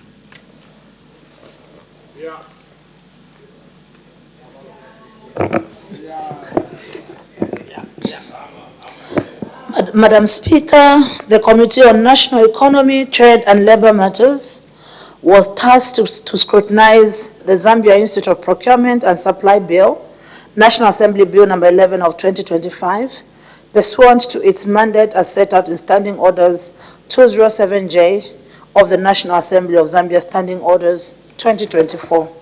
Madam Speaker, I wish to state from the onset that the committee is in support of the bill, and this position is consistent with all the stakeholders that appeared before the committee. However, the witness raised a few concerns on which the committee makes the following observations and recommendations. Madam Speaker, the committee observes with concern that clause number 41C of the bill introduces a requirement that the Zambia Institute of Procurement Supply, ZIPS, should register local and foreign procurement and supply firms.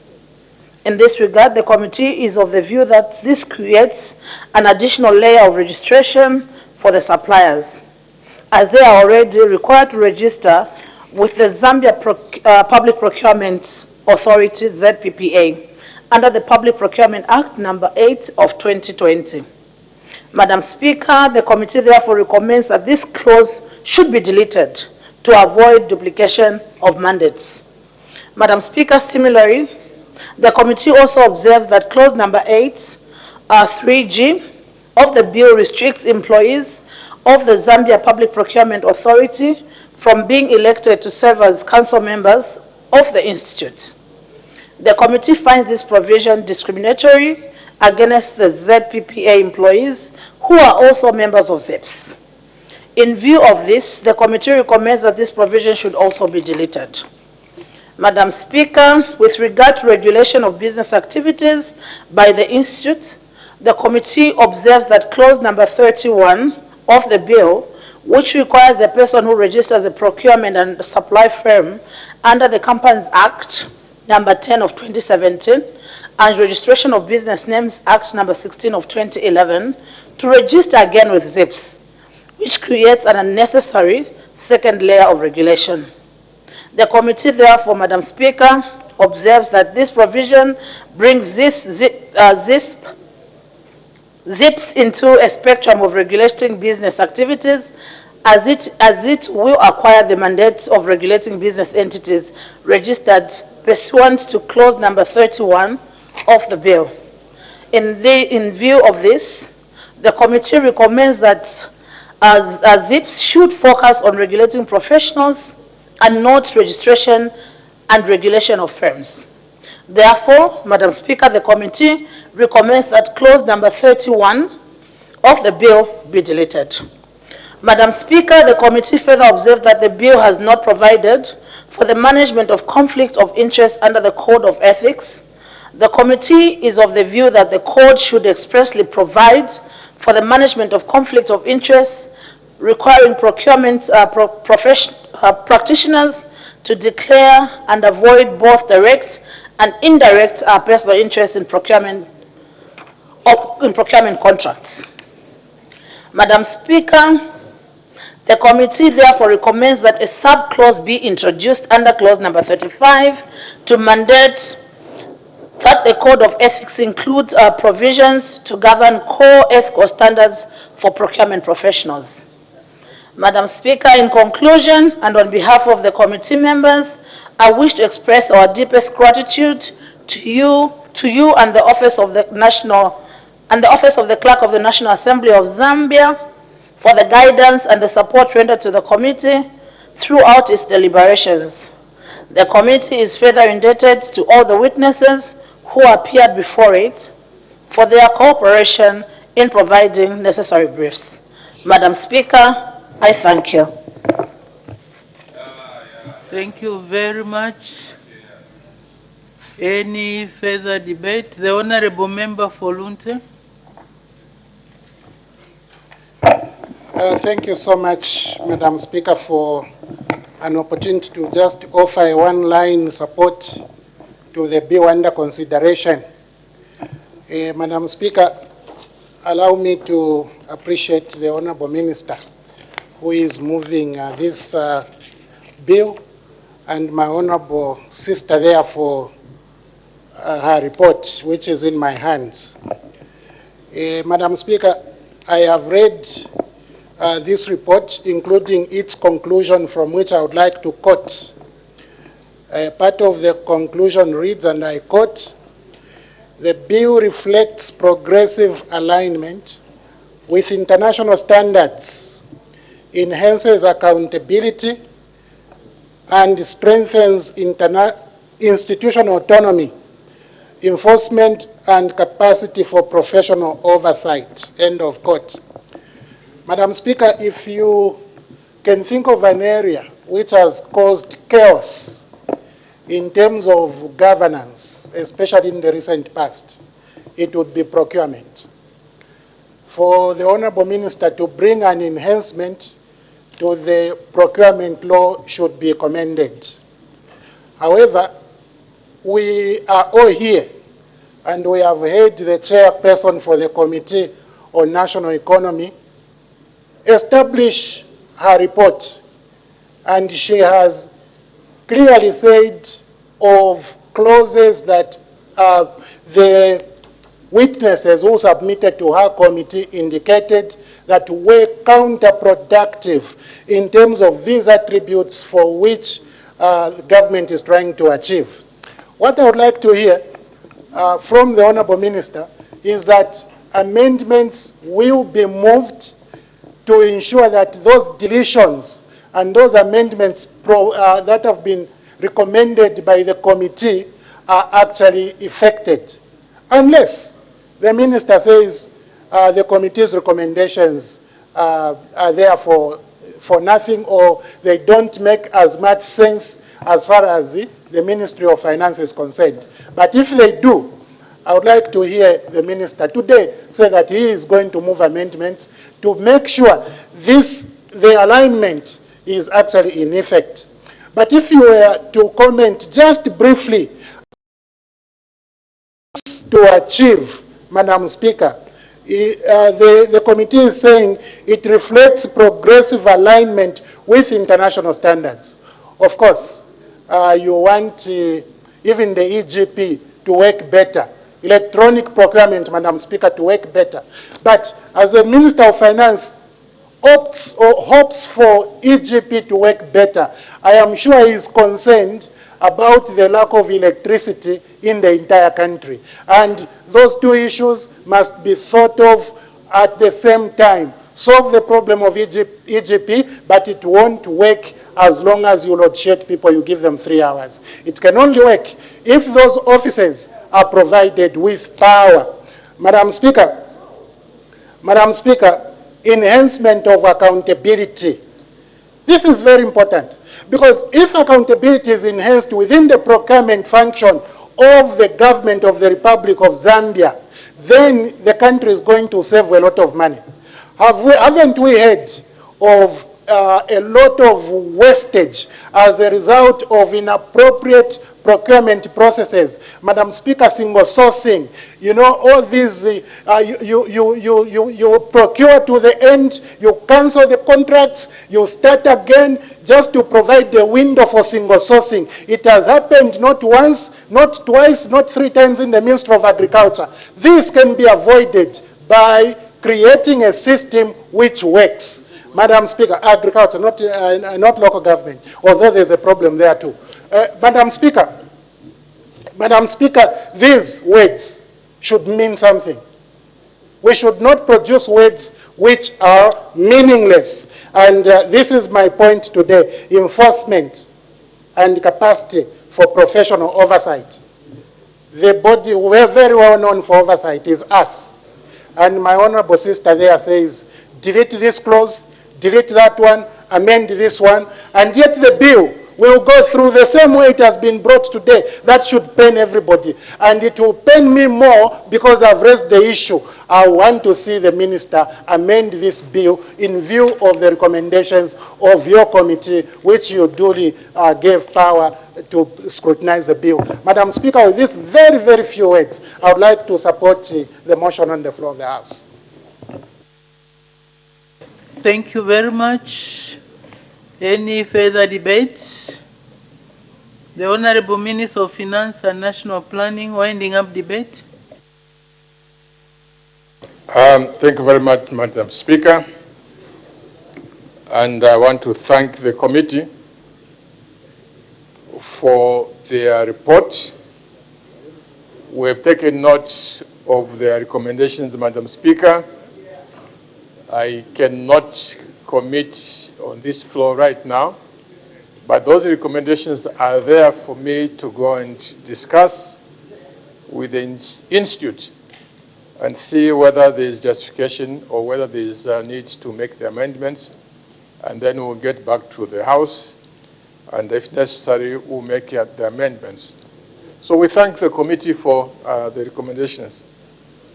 I need to also to clarify, Madam Speaker, that this is a bill to regulate the behavior of the professionals. It's not a bill to regulate public procurement. Those are separate things. If we're to talk about public procurement, we'll be talking about the ZPPA, Zambia Procurement, what do they call it? Zambia Public Procurement Authority and everything that they do. But this is to govern the behavior of the professionals. So these are separate.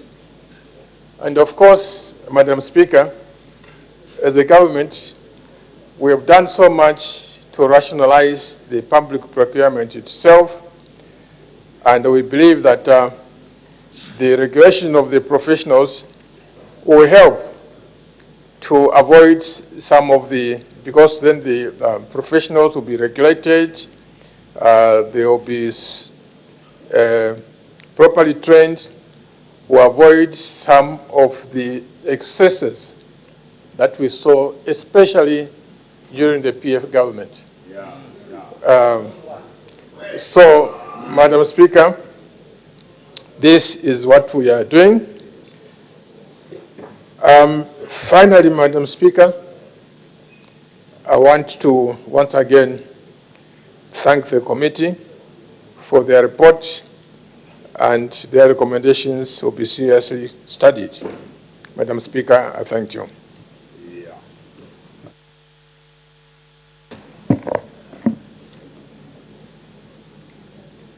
I put the question. The question is that the bill be now read a second time. As many as are of that opinion say aye. Aye. Of the contrary say no. The ayes have it. The ayes have it. The question is resolved in the affirmative. Let the bill be read a second time. The Zambia Institute of Procurement and Supply Bill, National Assembly Bill number 11 of 2025. Committee stage to be taken when?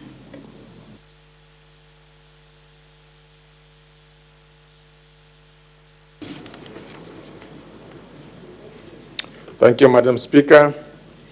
Committee stage to be taken tomorrow.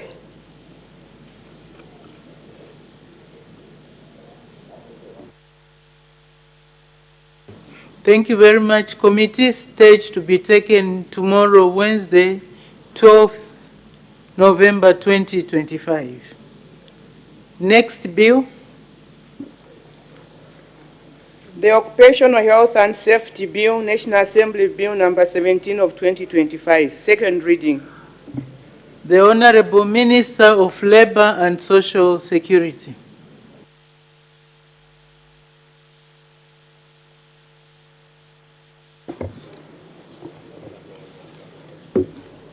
Madam Speaker, I beg to move that the bill be now read a second time. The question is that the bill be now read a second time. Any debate? The Honorable Minister of Labor and Social Security. Honorable members, order. Please, can you turn down that side where you are consulting? I know it's a time of consultations, but please, can you do it quietly? Madam Speaker, the Ministry of Labor and Social Security derives its mandate from Government Gazette Notice number 1123 of 2021. The mandate of the Ministry includes providing oversight to the following statutory bodies: 1, National Pension Scheme Authority, and 2, Workers' Compensation Fund Control Board, 3, Kaizen Zambia Institute, and 4, the Occupational Health and Safety Institute. In 2023, Madam Speaker, the New Dawn government of the UPND launched the country's first ever national occupational safety and health policy. One of the policy measures under objective number 1 of the policy is to review the legal framework on the occupational safety and health management. Madam Speaker, the objects of the bill have been aligned to the core mandate of the Institute as follows: A, continue the existence of the Occupational Health and Safety Institute and redefine its functions. constitute the board of the Occupational Health and Safety Institute and redefine functions, regulate occupational health and safety at workplaces, repeal and replace the Occupational Health and Safety Act of 2020, and provide other matters connected with or incidental to the foregoing. Madam Speaker, the Occupational Health and Safety Act number 36 of 2010 has been in operation for over a decade, and despite its good intentions, it has been found to have limited coverage as the services and protection of workers' health was only provided to the mining sector since 1945, when the Institute was established. Further, the Act has several inadequacies such as lack of enforcement powers resulting in increased occupational accidents and diseases. Madam Speaker, it is against this background that the Occupational Health and Safety Bill number 17 of 2025 has been proposed. This bill aims to establish a robust framework for occupational health and safety management, repealing and replacing the outdated Act. The bill's provisions will align it firmly with the global best practices and the ILO declaration of OHS services being a fundamental right for workers. It will enhance workplace safety, health, and productivity, reduce occupational accidents and diseases, and improve occupational health services. Madam Speaker, the bill provides for the continuation of the Occupational Health and Safety Institute and redefines its functions to make it more robust and responsive to modern-day challenges at industry. It also establishes health and safety committees in workplaces comprising equal representation from employers and employees to look into matters of health and safety. Furthermore, the bill assigns responsibilities on employers and workers to ensure health and safety at workplaces, including providing safe working conditions, training, and equipment. Madam Speaker, additionally, the bill empowers authorized officers to enforce the Act, including suspending or closing workplaces that pose imminent harm to employees or the public. Once enacted, this bill will extend coverage to workers in non-mining sectors, contributing to a reduction in occupational accidents and diseases. The bill will also enable the Institute to continue charging for services which currently is done through the Workers' Compensation Act, ensuring sustainability and high-quality services.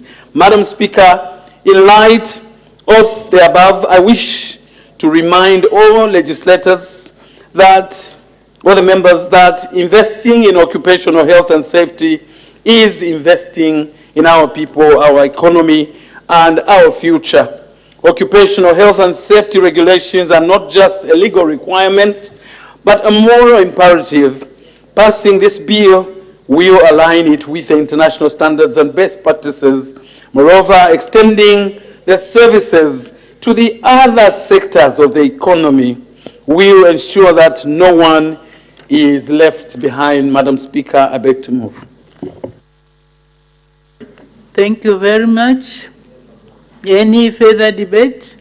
The chairperson of the Committee on National Economy, Trade and Labour Matters, the Honourable Member for Mwandi.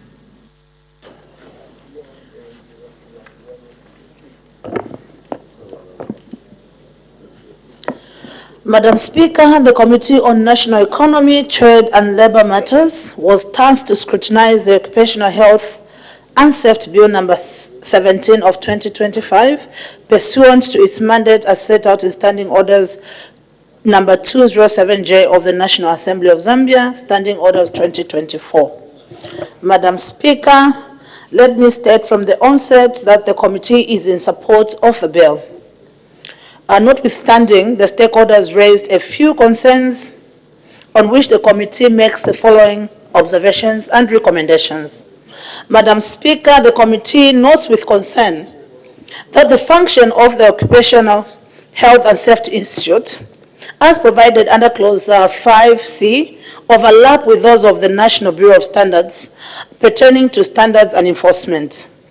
In this regard, the committee recommends that the standards be defined in consultation with the agencies with similar mandates to mitigate potential conflicts. Madam Speaker, the committee also expresses concern that while the functions of the Health and Safety Committee have been outlined in clause number 11.1, the bill also provides for the minister to pass regulations through statutory instruments to provide for the same functions and powers of the Health and Safety Committee. In this regard, the committee recommends that clause number 11.2, empowering the minister to perform the already provided 4 functions, be deleted. Madam Speaker, another matter of concern to the committee is a requirement under clause number 15.1 for the employer to inform an institute in the event of ill health of an employee. In this regard, Madam Speaker, the committee observes that the requirement to inform the institute of the occurrence of ill health as provided under this clause may pose an administrative challenge for both the employer and the employee. In view of this, the committee recommends that ill health occurrences should form part of the quarterly submissions to the institute.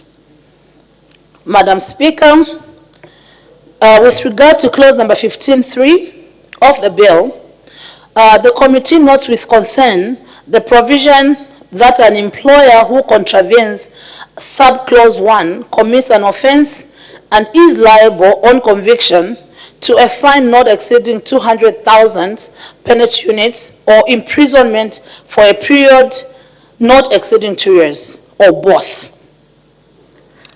The committee does not support this, Madam Speaker. As such, offenses could only attract administrative penalties. The committee therefore recommends that the provision be deleted, given that this is an administrative law that should only provide for administrative penalties imposed under clause 48 of the bill and not imprisonment. Madam Speaker, in conclusion, and on behalf of the committee members, I wish to express our deepest gratitude to you and the Office of the Clerk of the National Assembly of Zambia for the guidance and support rendered to the committee throughout its deliberations. The committee is further indebted to all the witnesses and all the stakeholders that appeared before it for their cooperation in providing the necessary briefs. Madam Speaker, I submit. Thank you.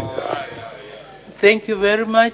Any further debate? The Honorable Member for Shiwangandu. Thank you so much, Madam Speaker, for allowing me to make a few comments on this motion supporting the amendments to the Occupation and Health Safety Act number 36 of 2010. Madam Speaker, in concurring with the chairperson of the committee, who was just making observations, we agree. And one of the duties this August House has, Madam Speaker, is to ensure that the laws we pass are not in conflict. And therefore, that pertinent observation they've raised has to be addressed by the minister before this bill can progress to the committee stage. They are saying, Madam Speaker, with regards to clause 5C, the institute, the stakeholders have expressed some serious concerns that clause 5 provides mandates of the institute that were similar to those of the Zambia Bureau of Standards, ZABS, with regard to the standards and enforcement.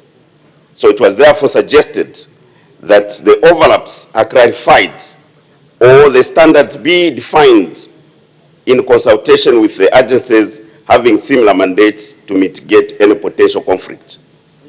Madam Speaker, it is our role, it's our duty here to ensure that when we are passing laws, these laws are not in conflict. It's a primary duty of legislating. And so the Honorable Minister must take this concern seriously before the bill can go to the third reading. Madam Speaker, the other concern that your committee has raised is with regards to clause 9, which talks about the establishment of a health and safety committees. Madam Speaker, under this, the concerns raised are that establishment of health and safety committees, the stakeholders submitted that it would be a challenge for small companies with, say, 10 employees to have them belong to a trade union, given that the Industrial and Labor Relations Act, Cap 269 of the laws of Zambia, provided for an employer having employed up to 25 eligible employees to enter into a recognition agreement with a trade union for the purpose of having eligible employees become unionized. It was therefore recommended that proposed that the 10 employees that are being recommended under this new amendment be revised to 25, as this was the level at which the company would enter into a recognition agreement. Madam Speaker, this is straightforward, and I think the Honorable Minister of Labour shouldn't have a challenge with this one, because this proposal will pose a very big challenge to small companies, Madam Speaker. You know, you have people with small SMEs with 10 employees. You are requesting them to get this recognition agreement. It's a tall order, and we shouldn't pass laws which should become very difficult to enforce. Ours here is to make sure that the laws that we pass are not a challenge to our citizens, are not a challenge to enforce. So this, Madam Speaker, again, must be reconsidered in order for the bill to progress smoothly to the committee stage. There's another concern, Madam Speaker, raised by your committee regarding clause 10.2, potential conflict on chairperson of health and safety committee. Again, here the stakeholders have expressed concerns that the wording in clause 2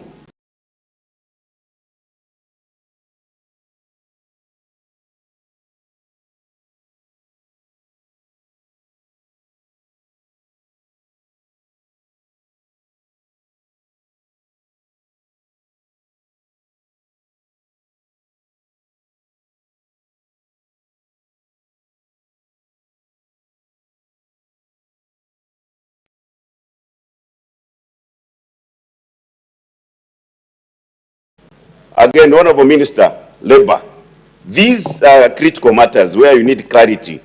We shouldn't pass laws here with the ambiguities, which makes it a challenge for interpretation. Those that have got a responsibility to interpret the laws that we pass from this August House must not have challenges in interpreting the law as a result of the ambiguities that we, willingly ignore to address as we are legislating. Madam Speaker, lastly, there is a concern raised with regards to clause 11.1, which is talking about limited functions of the Health and Safety Committee. Again here, Madam Speaker, some stakeholders submitted that in the current form, clause 11.1 limited the role of the Health and Safety Committee to making recommendations with no requirement for the employer to respond, and that there was no clear authority to conduct inspections or address imminent dangers. They expressed concern that the bill was also silent on a critical success factor, providing employee representatives with paid time for their duties and training. They were of a view that without the basic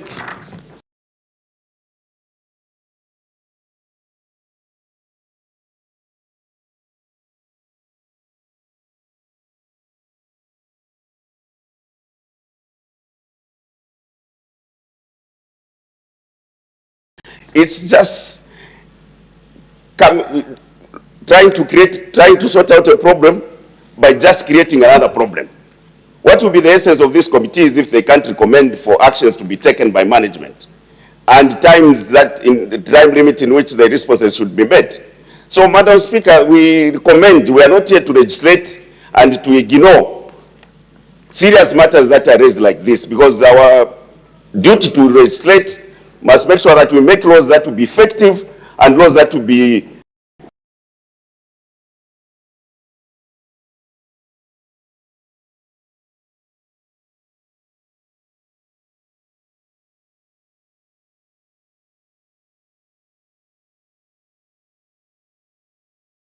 Thank you for still being with us on Parliament Television. Business has been suspended for a 20-minute break, and under consideration is the Occupational Health and Safety Bill, National Assembly Bill number 17 of 2025.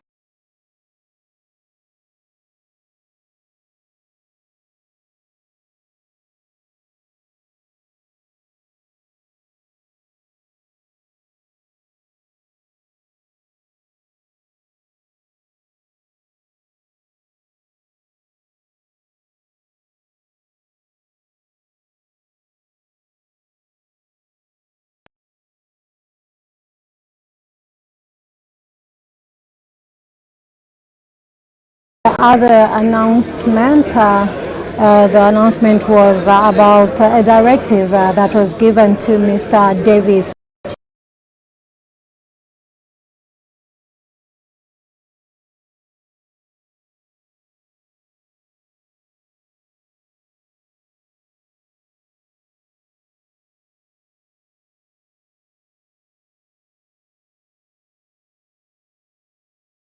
And on the order paper, the House has so far considered 5 questions for oral answer under Standing Order 80, and 1 question lapsed, and the House has also considered 1 bill which came at second reading stage. This is the Zambia Institute of Procurement and Supply Bill, National Assembly Bill number 11 of 2025.